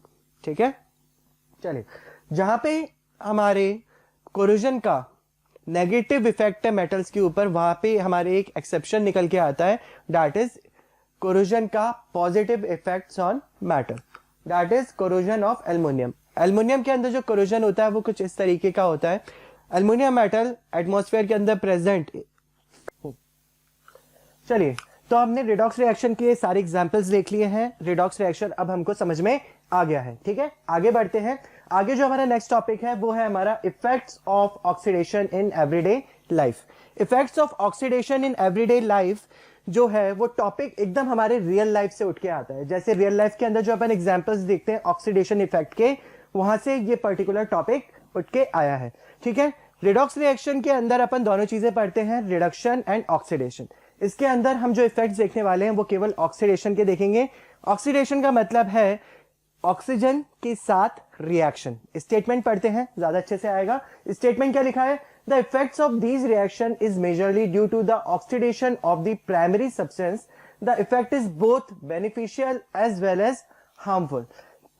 ऑक्सीडेशन रिएक्शन के अंदर हमारा जो रिएक्शन होता है किसी भी सब्सटेंस का, वो किसके साथ होता है? ऑक्सीजन के साथ होता है। ठीक है, अब इसके अंदर जो हमारे रिएक्शंस हो रहे हैं ऑक्सीजन के साथ, वो दोनों केसेस हो सकते हैं। वो हमारे लिए अच्छा भी हो सकता है और वो हमारे लिए बुरा भी हो सकता है। तो इस टॉपिक के अंदर अपन दोनों एस्पेक्ट्स को देखेंगे कि किस तरीके से ऑक्सीडेशन हमारी एवरीडे लाइफ के अंदर इंपॉर्टेंट रोल प्ले करता है और किस तरीके से वो डैमेजिंग इफेक्ट्स भी हमको देता है। तो पहले जो देखेंगे वो अपन देखेंगे beneficial effects of oxidation. Beneficial effects का मतलब किस तरीके से ऑक्सीडेशन प्रोसेस हमको हेल्प करता है, बहुत ज्यादा बेनिफिशियल है। देखिए यहाँ पे बेनिफिशियल इफेक्ट्स ऑफ ऑक्सीडेशन के अंदर कंबशन रिएक्शन की बात हो रही है। कंबशन रिएक्शन सब कोई जानता है। कंबशन रिएक्शन के अंदर किसी भी चीज को जब अपन बर्न करते हैं, इसका मतलब हम उसका क्या कर रहे हैं? कंबशन कर रहे हैं। और इतना तो हमको पता ही है कि कंबशन प्रोसेस के अंदर जो सबसे इंपॉर्टेंट गैस होती है, या मैं बोलूं सपोर्टर ऑफ द कंबशन, वो कौन सी होती है? ऑक्सीजन गैस होती है। तो सीधा सा हमारा फंडा है कि जब भी किसी चीज को कंबस्ट करते हैं, इसका मतलब हम उस पर्टिकुलर चीज का रिएक्शन किसके साथ करा रहे हैं? ऑक्सीजन के साथ करा रहे हैं। तो कंबशन प्रोसेस जो है वो बिना ऑक्सीजन गैस के पॉसिबल नहीं है। और ये ऑक्सीडेशन का एक बहुत अच्छा एग्जाम्पल है जो कि हमको बताता है कि ऑक्सीडेशन कितनी इंपॉर्टेंट है हमारे कंबशन प्रोसेस के लिए। और ये चीज हम जानते हैं कि अगर कंबशन नहीं होगा तो हमारी डे टू डे लाइफ के अंदर कितने ड्रास्टिक चेंजेस आ सकते हैं, क्योंकि कंबशन एक हमारा एनर्जी का सोर्स है जिससे हमको हीट एनर्जी, लाइट एनर्जी मिलती है। देखिए यहाँ पे a chemical reaction in which a substance burns or get oxidized in the presence of air or oxygen is called combustion reaction. For example, kerosene, coal, charcoal, wood, etc. burn in the air and thus undergo combustion. Combustion reaction किस लिए important है वो हमको इस statement में समझाया, क्योंकि जितने भी हमारे फ्यूल्स होते हैं, फ्यूल्स का मतलब जैसे हमारा पेट्रोल हो गया, डीजल हो गया, कैरोसिन हो गया, एलपीजी गैस हो गया, नेचुरल गैस हो गया, ये सारी चीजें हमारी बर्न होती हैं। बर्न होने के बाद ये हमको एनर्जी प्रोवाइड करती हैं, जिससे कि हमारी डे टू डे लाइफ जो है वो बहुत ज्यादा ईजी हो जाती है। किसकी वजह से? कंबशन प्रोसेस की वजह से, क्योंकि हमको उससे क्या मिल रही है? एनर्जी मिल रही है, जिसको हम डिफरेंट काम करने में काम में लेते हैं। जैसे फॉर एग्जांपल खाना बनाना है तो कंबशन प्रोसेस चाहिए, गाड़ी चलाना है तो कंबशन प्रोसेस चाहिए। क्यों चाहिए? क्योंकि पेट्रोल जब बर्न होगा तभी वो एनर्जी प्रोवाइड करेगा, जिससे कि हमारी गाड़ी क्या होगी? आगे बढ़ेगी। तो ओवरऑल अगर अपन चारों तरफ देखें तो कंबशन प्रोसेस कंटिन्यूसली हो रहा है, और कंबशन प्रोसेस हो रहा है इसका मतलब ऑक्सीडेशन हो रहा है। एक और इंपॉर्टेंट हमारा एस्पेक्ट है कंबशन प्रोसेस का, that is our respiration process. Respiration process में हम क्या करते हैं? हम ऑक्सीजन को इनहेल करते हैं और कार्बन डाइऑक्साइड को एक्सहेल करते हैं। जब हम ऑक्सीजन को इनहेल करते हैं तो जो ऑक्सीजन गैस है वो हमारे शरीर के अंदर जो ग्लूकोज प्रेजेंट होता है उसको कंबस्ट करती है, जिसकी वजह से हमें एनर्जी प्रोवाइड होती है और हम अपनी वर्किंग कंडीशन में रहते हैं। तो जो रेस्पिरेशन का प्रोसेस है वो भी एक तरीके का क्या है बेटा? कंबशन है, और वो हमारा beneficial effects of the oxidation में आता है। तो अब हमको ये तो समझ में आ गया कि ऑक्सीडेशन जो है वो कितना इंपॉर्टेंट रोल प्ले कर रहा है हमारी डे टू डे लाइफ के अंदर। जहां पे इसके कुछ एडवांटेजेस हैं वहीं पे इसके कुछ डिसएडवांटेजेस भी हैं। चलिए अब अपन बात करते हैं डैमेजिंग इफेक्ट्स ऑफ ऑक्सीडेशन में। ऑक्सीडेशन का बेनिफिशियल इफेक्ट हमने पढ़ा, दैट इज कंबशन प्रोसेस, बहुत इंपॉर्टेंट कंबशन प्रोसेस है। लेकिन जहां पे ऑक्सीडेशन इंपॉर्टेंट रोल प्ले कर रहा है या बेनिफिशियल रोल प्ले कर रहा है, वहां पे उसके कुछ डैमेजिंग इफेक्ट्स भी निकल के आते हैं। क्योंकि जब हमारी जो ऑक्सीजन गैस है वो भी एक तरीके का क्या है, केमिकल है, और केमिकल है तो वो किसी ना किसी के साथ रिएक्ट करेगी। जब हमारी ऑक्सीजन गैस मेटल के साथ और जो हमारे फूड है उनके साथ रिएक्ट करती है तो भी एक तरीके का केमिकल प्रोसेस होता है, और ये जो केमिकल प्रोसेस होता है ये हमारा डैमेजिंग इफेक्ट देके जाता है। ठीक है, तो इस पर्टिकुलर टॉपिक के अंदर अपन यही पढ़ेंगे कि किस तरीके से ऑक्सीडेशन प्रोसेस जो है या जो ऑक्सीडेशन है वो मेटल को और हमारे फूड आइटम्स को किस तरीके से डैमेज करता है।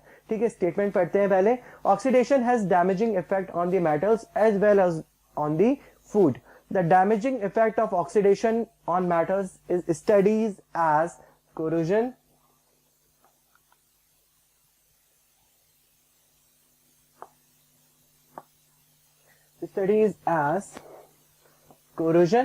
and on food it is studied as rancidity.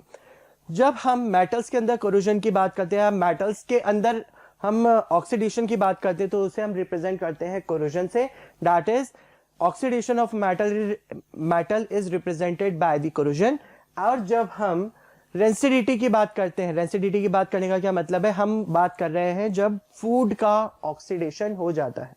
अब हम सब जानते हैं कि जो हमारा फूड होता है जब हम उसे 1 या 2 दिन तक रख देते हैं तो उसके अंदर से एक बैड स्मेल आना चालू हो जाती है, प्लस उसका जो टेस्ट है वो भी हमारा क्या हो जाता है, खराब हो जाता है। तो हमारे दिमाग में बहुत जल्दी क्लिक करता है कि ऐसा क्यों हुआ, इसके पीछे का रीजन क्या है। तो दोनों चीजें अपन इस पर्टिकुलर टॉपिक में पढ़ेंगे, दैट इज कोरोजन भी पढ़ेंगे कि कोरोजन क्यों होता है और कैसे होता है, और साथ में हम रेंसिडिटी भी पढ़ेंगे कि रेंसिडिटी किस वजह से होती है। और ये दोनों चीजें हमारी डेली लाइफ के अंदर हम फ्रिक्वेंटली देखते हैं ना। कोरोजन जो हमारा होता है हमको भी फ्रिक्वेंटली देखने के लिए मिलता है। कोई भी आयरन का मटेरियल है, अगर हम उसको बाहर थोड़ी देर के लिए छोड़ देते हैं या थोड़े दिनों के लिए छोड़ देते हैं तो हम ये ऑब्जर्व करते हैं कि उस आयरन के पीस के ऊपर रेडिश ब्राउन कलर की लेयर आना चालू हो जाती है। ठीक है, तो ये क्यों होता है देखते हैं चलिए इस टॉपिक के अंदर। तो हमारा जो टॉपिक है that is our corrosion of metals. Statement पढ़ लेते हैं। Corrosion is the process of deterioration of the metals as a result of its reaction with air, moisture and acid present in environment. Important है, ठीक है। corrosion कहाँ पे हो रहा है, हमारे एटमॉस्फेयर के अंदर हो रहा है। मतलब जब हमारा मेटल एटमॉस्फेयर के कांटेक्ट में आ रहा है, और हम ये चीज अच्छे से जानते हैं कि जो हमारा एटमॉस्फेयर है उसके अंदर हमारी गैसेस प्रेजेंट है, like carbon dioxide gas, oxygen gas, nitrogen gas, argon gas, ये सारी गैसेस प्रेजेंट है। प्लस उसके अंदर हमारे कुछ एसिड्स भी प्रेजेंट है। किस तरीके से प्रेजेंट है, जब हम कोई भी चीज कंबस्ट होती है, जैसे कार्बन डाइऑक्साइड कंबस्ट हुई तो वो एटमॉस्फेयर में जाएगी। एटमॉस्फेयर के अंदर हमारा मॉइस्चर प्रेजेंट होगा जो उस कार्बन डाइऑक्साइड गैस के साथ रिएक्ट करेगा और कार्बोनिक एसिड बना लेगा। तो इस फॉर्म में वहां पे एसिड भी प्रेजेंट है और प्लस मॉइस्चर तो प्रेजेंट है ही। और ये सारी चीजें कहां पे प्रेजेंट है, हमारे एनवायरमेंट के अंदर प्रेजेंट है।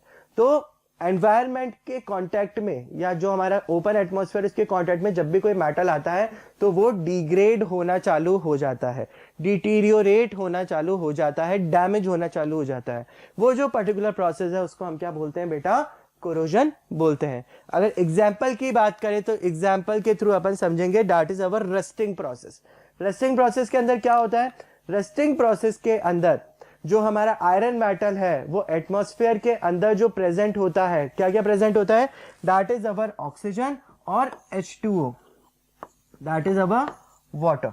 ठीक है, तो एटमॉस्फेयर के अंदर जो वाटर प्रेजेंट है और जो ऑक्सीजन प्रेजेंट है, इन दोनों के साथ वो रिएक्ट करता है और रिएक्ट करने पे क्या बना लेता है, आयरन ऑक्साइड बना लेता है, जो कि कौन से कलर की होती है, जो कि हमारी होती है रेडिश ब्राउन कलर की। कौन से कलर की होती है, रेडिश ब्राउन कलर की एक लेयर बना लेता है जो कि फ्लेकी नेचर की होती है। फ्लेकी नेचर का मतलब होता है आराम से हटने वाली, ठीक है। आयरन के ऊपर जब वो हम रस्टिंग की लेयर आ जाती है, हम उसे हाथ से भी हटाते हैं तो हमारे हाथ पे रेडिश ब्राउन कलर की लेयर आ जाती है। इसका मतलब क्या है? इसका मतलब ये है कि जो आयरन है वो आयरन ऑक्साइड में कन्वर्ट हो गया है और वो बहुत आसानी से हट रहा है, मतलब आयरन के अंदर हमारे क्या हो गया है, डैमेज हो गया है। ये जो पर्टिकुलर प्रोसेस है इसे हम क्या कहते हैं, कोरोजन कहते हैं, जो कि किसकी वजह से हो रहा है, एटमॉस्फेयर के अंदर जो हमारी गैसेस प्रेजेंट है, जो हमारे मॉइस्चर प्रेजेंट है, उसकी वजह से होता है। चलिए आगे बढ़ते हैं। Corrosion take place under the following condition. वो कौन सी कंडीशन है जिसके अंडर में हमारा जो कोरोजन प्रोसेस है बहुत फ्रिक्वेंटली होता है, ठीक है।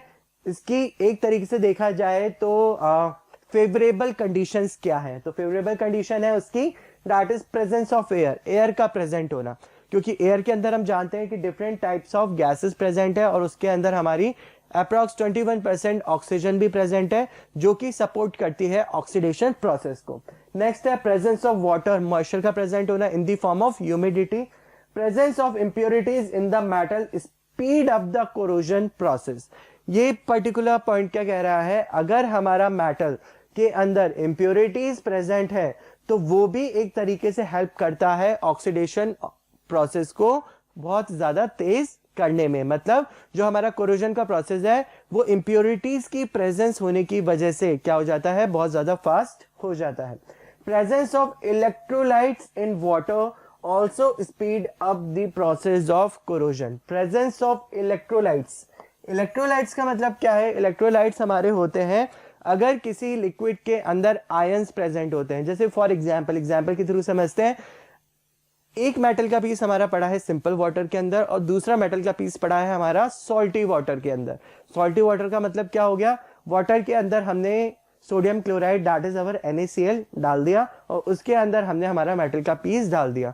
तो जब हम दोनों प्रोसेस को कंपेयर करेंगे तो जिस के अंदर हमारे सॉल्टी एक्वस सॉल्यूशन है दैट इज NaCl का एक्वस सॉल्यूशन है, वो जो हमारा मेटल पड़ा है उसके अंदर जो कोरोजन का प्रोसेस है वो क्या होगा, ज्यादा फास्ट होगा कंपेयर टू हमारे सिंपल वाटर के अंदर जो मेटल का पीस पड़ा है। मतलब अगर वाटर के अंदर इलेक्ट्रोलाइट्स प्रेजेंट है, जैसे हमारा NaCl या कोई भी सॉल्ट हुआ, अगर वो प्रेजेंट है तो वो कोरोजन के प्रोसेस को क्या कर देता है, फास्ट कर देता है, ठीक है। उसके बाद the position of the metal in the reactivity series determine the extent of corrosion, ठीक है।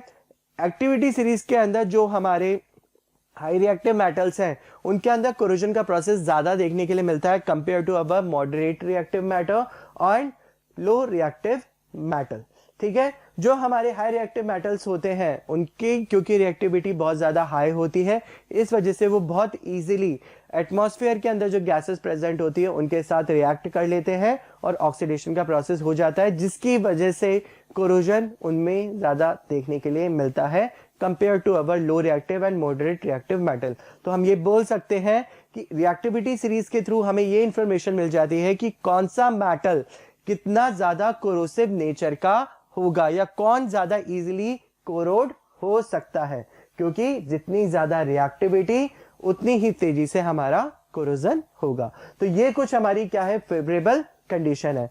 अभी अपन ने इससे पहले केवल एक ही मेटल के कोरोजन के बारे में बात की थी, दैट इज अवर आयरन। कुछ और मेटल्स के अंदर फ्रिक्वेंटली कोरोजन होता है, उसके बारे में बात कर लेते हैं क्योंकि वो एग्जाम के अंदर हमारे पूछे जाते हैं। देखिए यहाँ पे other examples of the corrosion आ, ठीक है। जो नेक्स्ट एग्जाम्पल है वो है हमारा कॉपर मेटल का।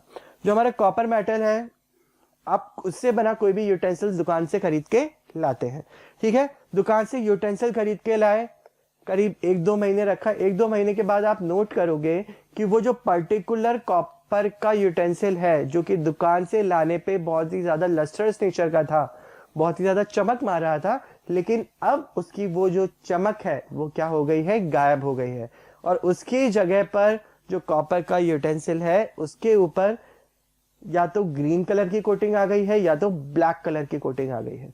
तो ऐसा क्यों हुआ, उसके पीछे का रीजन क्या है? उसके पीछे का रीजन ये है, जो हमारा कॉपर मेटल है वो एटमॉस्फेयर के अंदर जो कार्बन डाइऑक्साइड प्रेजेंट है उसके साथ रिएक्ट कर जाता है और रिएक्ट करने पर जो कॉपर मेटल है वो बेसिक कॉपर कार्बोनेट में कन्वर्ट हो जाता है, जो कि हमारी क्या होती है, ग्रीन कलर की लेयर होती है जो कि कॉपर मेटल के ऊपर आ जाती है। इसी वजह से जो कॉपर मेटल है वो कौन सी लेयर शो करना चालू कर देता है, अपने ऊपर ग्रीन कलर की कोटिंग दिखाना शुरू कर देता है। तो यही चीज इस पॉइंट में लिखी है, that is copper react with moist carbon dioxide in the air and slowly loses its shiny brown surface। ठीक है, क्या करता है, जो कॉपर मेटल होता है वो एटमॉस्फेयर के अंदर जो कार्बन डाइऑक्साइड प्रेजेंट होती है उसके साथ रिएक्ट करता है, और रिएक्ट करने पे जो उसकी शाइनी ब्राउन सरफेस है उसको क्या कर देता है, वो हट जाती है टाइम के साथ साथ।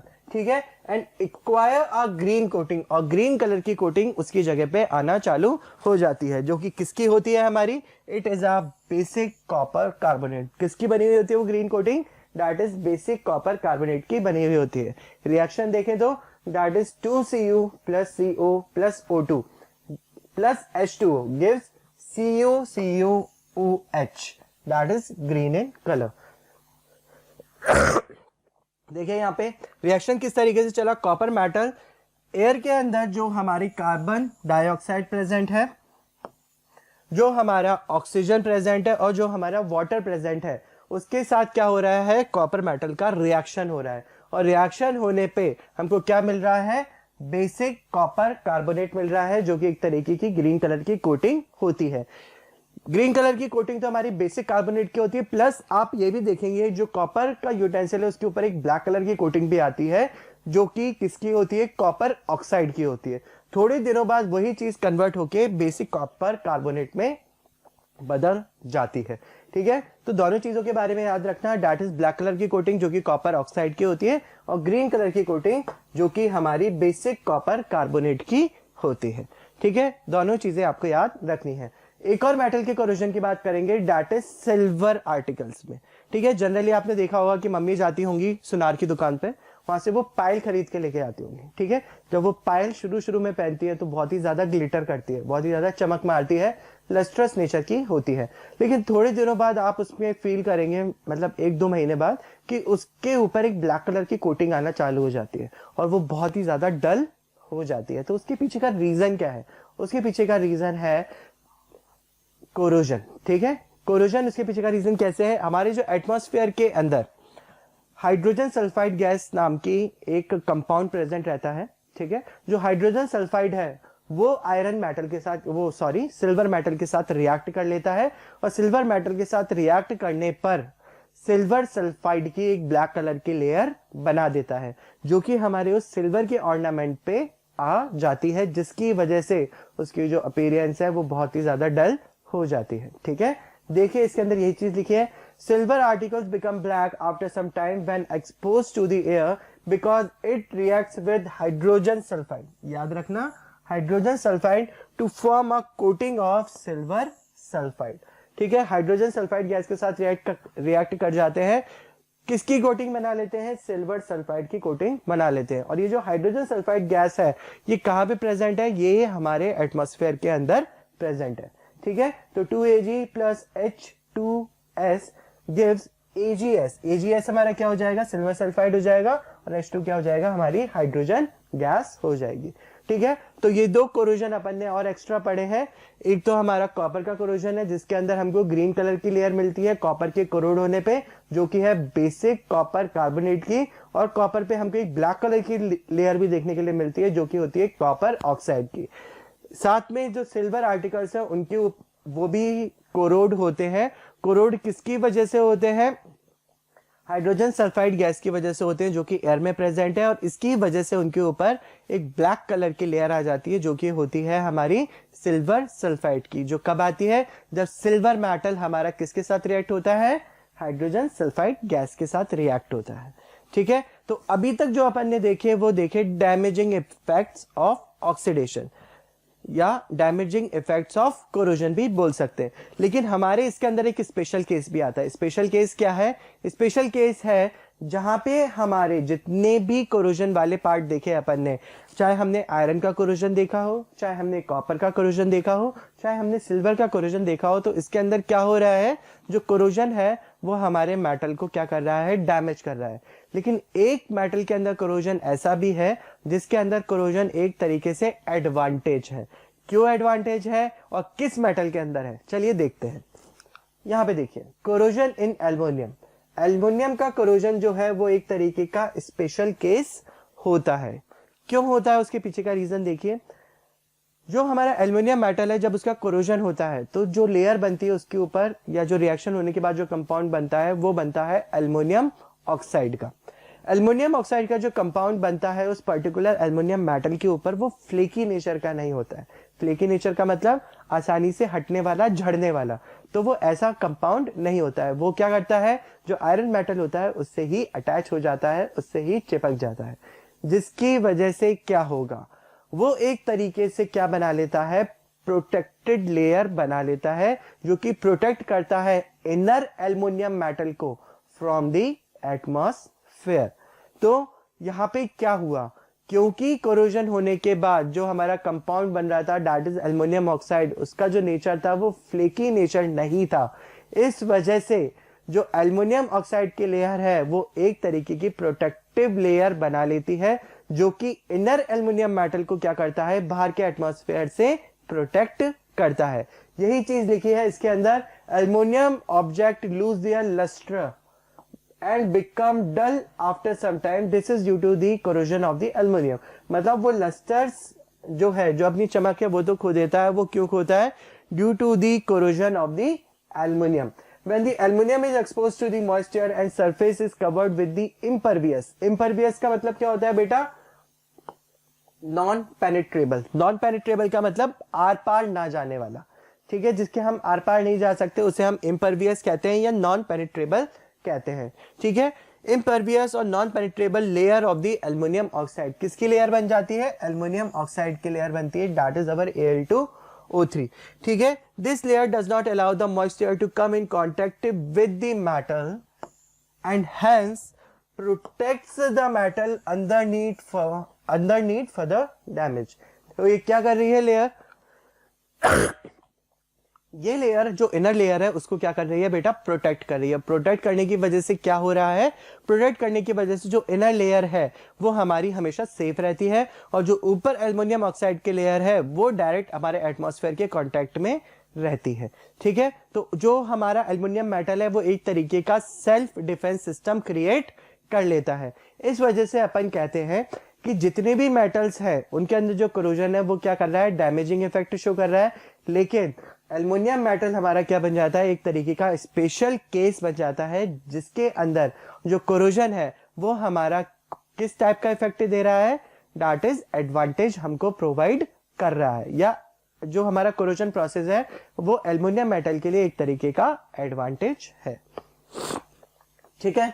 तो स्पेशल केस की तरह इस एल्युमिनियम मेटल के कोरोजन को अपन याद रखेंगे, जो कि एग्जाम के अंदर हमारे पूछे जाते हैं। जो हमारे थ्योरी क्वेश्चंस होते हैं वो इसी तरीके से आता है, why the case of aluminium in corrosion is called special, ठीक है। स्पेशल केस की कैटेगरी में क्यों आ रहा है, ठीक है। चलिए next is that is prevention of rusting and corrosion.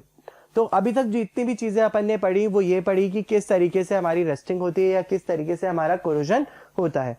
अब इस टॉपिक के अंदर अपन देखेंगे कि किस तरीके से हम कोरोजन और रस्टिंग को होने से बचा सकते हैं या किस तरीके से प्रिवेंट कर सकते हैं। चलिए देखिए, rusting and corrosion can be prevented if the object are not allowed to come in the contact with damper. Some common methods are generally used are given below. चलो एक सिंपल सा हम क्या कहते हैं, सोचते हैं कि हम मेटल को किस तरीके से कोरोजन से बचा सकते हैं, ठीक है। तो हमारे दिमाग में पहली चीज यही आ रही है कि कोरोजन होता क्यों है, कोरोजन कब होता है। कोरोजन हमारा तब होता है जब हम मेटल को कांटेक्ट में लाते हैं। किसके कांटेक्ट में लाते हैं, एटमॉस्फेयर के कांटेक्ट में लाते हैं।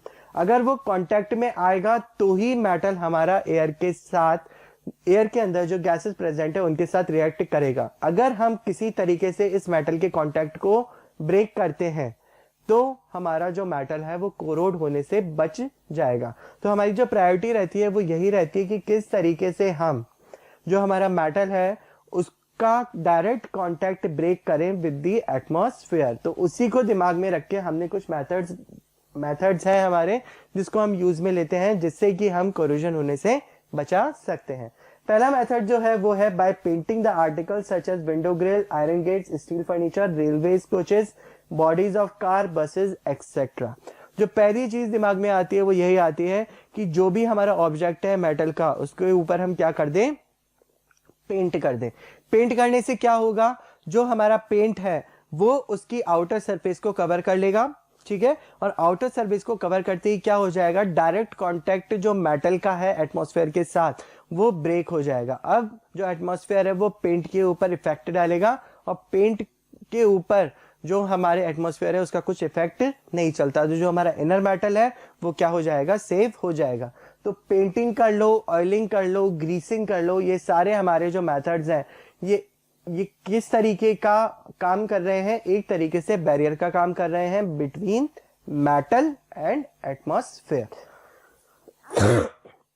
ठीक है, तो पेंटिंग हो गया, ग्रीसिंग हो गया, ऑयलिंग हो गया, ठीक है, सबका एक ही काम है, एक तरीके का बैरियर प्रोवाइड करना between metal and the atmosphere.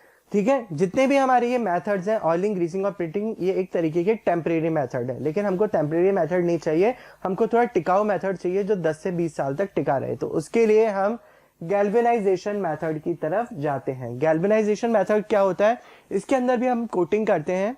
ठीक है, कोटिंग करने से क्या होगा, जो आउटर एटमॉस्फेयर है हमारा वो इनर मेटल के की तरफ नहीं जा पाएगा या उसके डायरेक्ट कांटेक्ट में नहीं आएगा। तो गैल्वेनाइजेशन के अंदर भी अपन कोटिंग करते हैं, किसकी, एक जिंक की लेयर को चढ़ा देते हैं जिस भी मेटल को हमको क्या करना है, प्रोटेक्ट करना है।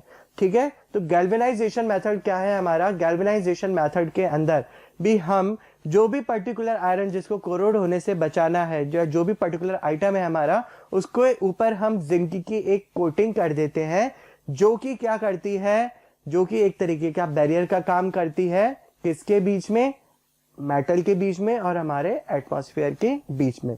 तो पेंटिंग, ऑयलिंग और ग्रीसिंग तो हमारा क्या हो गया, एक तरीके का टेम्परेरी मेथड हो गया, लेकिन जो गैल्वेनाइजेशन है जिसके ऊपर हम जिंक की कोटिंग कर रहे हैं किसी भी मटेरियल के ऊपर, वो हमारा एक तरीके का परमानेंट मेथड होता है जो कि मेटल को कोरोजन से प्रोटेक्ट करके रखता है। ठीक है ना, तो ये हमारे कुछ मेथड्स हैं जिसके थ्रू हम कोरोजन से बचा सकते हैं हमारे मटेरियल्स को या हमारे कोई भी मेटल के आइटम को। ठीक है, तो कोरोजन वाला पार्ट हमारा वहां पे ओवर होता है। अब चलते हैं ऑक्सीडेशन के एक और इफेक्ट की तरफ, दैट इज अवर रेंसिडिटी, जो कि डायरेक्ट कांटेक्ट है, जो कि डायरेक्टली हम देखते हैं हमारे फूड के अंदर। ठीक है, हमारे जो फूड होता है उसका जो सड़ना होता है उसको हम रिप्रेजेंट करते हैं किससे, रेंसिडिटी से, जो हम फ्रिक्वेंटली हमारी डे टू डे लाइफ के अंदर देखते ही हैं कि मम्मी रात में सब्जी बनाती है और मॉर्निंग के अंदर देखते हैं तो उसके अंदर से बैड स्मेल और या उसका टेस्ट के अंदर डिफरेंस आ जाता है। तो वो क्यों आता है, वो आता है हमारा ऑक्सीडेशन की वजह से, और जो ये पर्टिकुलर कंडीशन है इसको हम क्या बोलते हैं, रेंसिडिटी बोलते हैं। ठीक है, अब हमारे दिमाग में क्वेश्चन आता है कि जो ऑक्सीडेशन हो रहा है वो किसका हो रहा है, या जो रेंसिडिटी है वो किसकी वजह से हो रही है। तो जो उसके पीछे का रीजन है वो ये है कि हमारा जो फूड हम बनाते हैं उसके अंदर बहुत सारा ऑयल और फैट प्रेजेंट होता है, जिसको हम काम में लेते हैं। खाना बनाने के लिए हम क्या काम में लेते हैं, तेल काम में लेते हैं। ठीक है, तो जो वो तेल होता है उसके साथ हमारी जो एयर है वो रिएक्ट कर जाती है और उसकी वजह से ऑक्सीडेशन होता है। तो जो खाने के अंदर तेल प्रेजेंट होते हैं या फैट प्रेजेंट होते हैं उसके साथ हमारी एयर रिएक्ट करके ऑक्सीडेशन कर देती है, जिसकी वजह से हमारा खाना सड़ जाता है।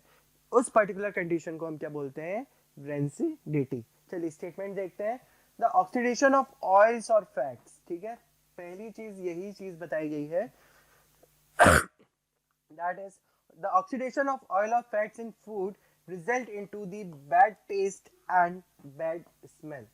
ठीक है, जब भी खाने के अंदर जो ऑयल और फैट्स प्रेजेंट होते हैं उनका ऑक्सीडेशन हो जाता है तो वो क्या इफेक्ट डालते हैं खाने के ऊपर, वो उसकी टेस्ट के अंदर इफेक्ट डालते हैं, टेस्ट को बदल देते हैं, जो कि खराब टेस्ट होता है और उसकी स्मेल को भी बदल देते हैं, जो कि हमारी बैड स्मेल होती है। ठीक है, इस कॉल्ड रेंसिडिटी, और इस पर्टिकुलर कंडीशन को हम क्या बोलते हैं, रेंसिडिटी बोलते हैं।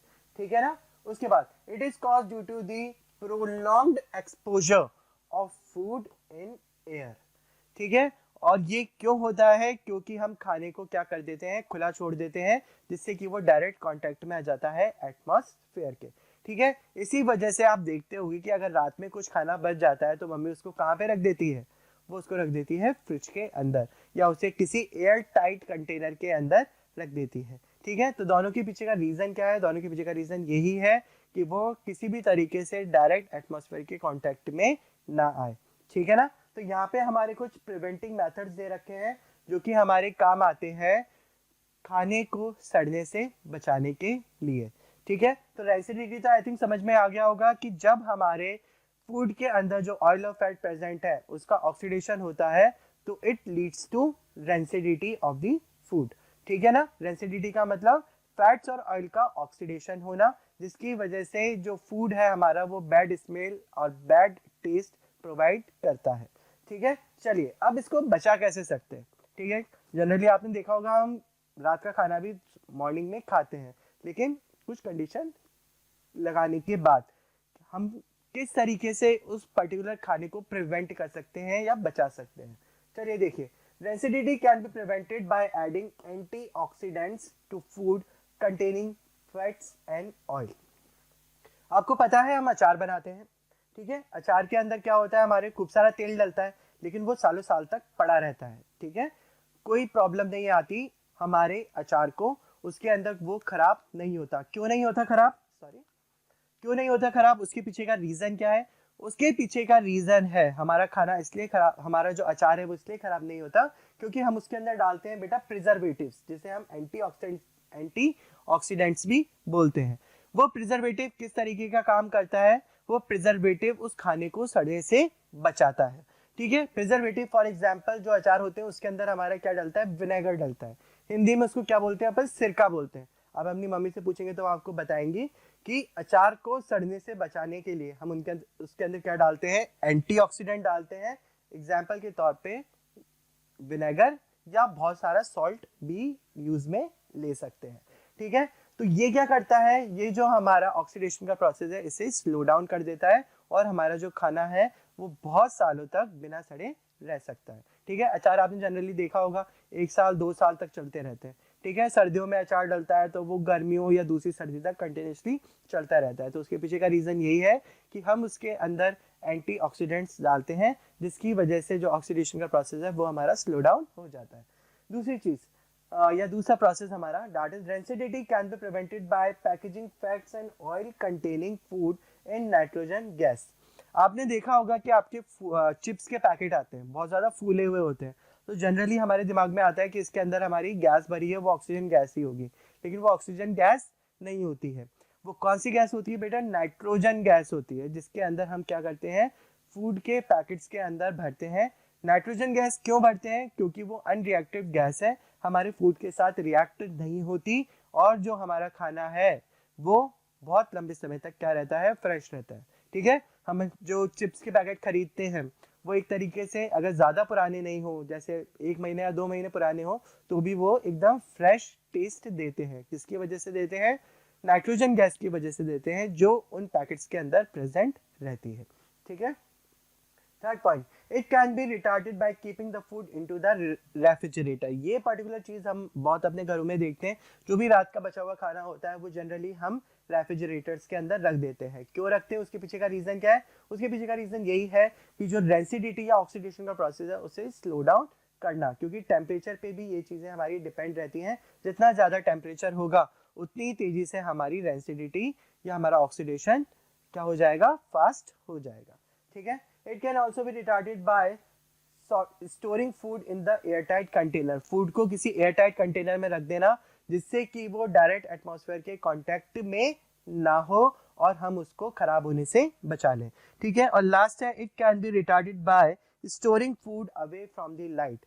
फूड को लाइट से दूर रखना, क्योंकि अगर लाइट भी उसके ऊपर डायरेक्टली पड़ेगी तो भी ऑक्सीडेशन का प्रोसेस हमारा क्या हो जाता है, फास्ट हो जाता है। तो यहाँ पे हमारे कुछ मेथड्स हैं जिसके थ्रू हम फूड को खराब होने से या हमारे रेंसिडिटी वाले प्रोसेस को स्लो डाउन कर सकते हैं। ठीक है, तो एग्जाम के अंदर जो हमारे क्वेश्चंस बनते हैं कोरोजन और रेंसिडिटी से, वो इसी तरीके के बनते हैं। एक तो कंपेयर करा सकता है कि what is the basic difference between corrosion and rancidity, या तो वो हमको कोरोजन को अच्छे से एक्सप्लेन करने के लिए बोल सकता है कि कोरोजन को एक्सप्लेन कीजिए, डिफरेंट मेटल्स के अंदर जो कोरोजन होता है उसको एक्सप्लेन कीजिए। उसके अंदर वो मेटल्स के नाम भी दे सकता है। अगर उसने नाम नहीं दिए हैं तो हमको अपनी समझ से सारे मेटल्स के कोरोजन लिखने हैं। दैट इज आयरन का भी लिखना है, एल्युमिनियम का भी लिखना है, और हमको कॉपर का भी लिखना है और सिल्वर का भी लिखना है। ठीक है, क्वेश्चन कितने मार्क्स का है इस चीज पे डिपेंड होता है। अगर 5 मार्क्स के क्वेश्चन में कोरोजन आ रहा है तो हमको हर एक डिटेल एक्सप्लेन करनी है। ठीक है, तो ये था हमारा पूरा chapter that is chemical reaction and equation, जिसके अंदर हमने केमिकल रिएक्शंस के बारे में पढ़ा, टाइप्स ऑफ केमिकल रिएक्शंस के बारे में पढ़ा, जिसके अंदर हमारी 5 टाइप की केमिकल रिएक्शन थी। That is combination reaction, decomposition reaction, displacement reaction, double displacement reaction और रिडॉक्स रिएक्शन। जिसके अंदर जो रिडॉक्स रिएक्शन है वो बहुत ही इंपॉर्टेंट रिएक्शन है, उसमें से बहुत फ्रिक्वेंटली क्वेश्चन पूछे जाते हैं। ठीक है, उसके बाद हमने ये 2 टॉपिक्स देखे, that is our corrosion and rancidity, जो कि एक इंपॉर्टेंट टॉपिक है, जो कि सिंपल है लेकिन थोड़े से क्या है बड़े हैं, और क्वेश्चन इसमें से बहुत सारे बनते हैं। 1 मार्क्स के क्वेश्चन भी बन सकते हैं या लॉन्ग क्वेश्चन भी बन सकता है। अगर केवल एक सिंगल मेटल का कोरोजन पूछ लिया तो 1 मार्क्स का क्वेश्चन बन जाएगा, और कोरोजन को पूरा एक्सप्लेन करने के लिए पूछ लिया तो 5 मार्क्स का क्वेश्चन बन जाएगा। तो एक तरीके से देखा जाए तो बोर्ड के हिसाब से ये एक इंपॉर्टेंट चैप्टर है, जिसके अंदर से हमारे जो क्वेश्चंस बनते हैं वो बहुत फ्रिक्वेंटली बनते हैं, आते हैं, और ज़्यादा टफ क्वेश्चन नहीं बनता है, कॉन्सेप्चुअल बेस्ड क्वेश्चन ही बनते हैं। सो ये जो अभी तक हमने एक लेक्चर कवर कर लिया है that is chemical reaction and equation, इसकी जो भी क्वेरीज हो आप मुझसे व्हाट्सएप पे मैसेज करके पूछ सकते हैं। सो बच्चों, हमारे चैनल को सब्सक्राइब कीजिए, लाइक कीजिए और जितना हो सके उसको शेयर कीजिए।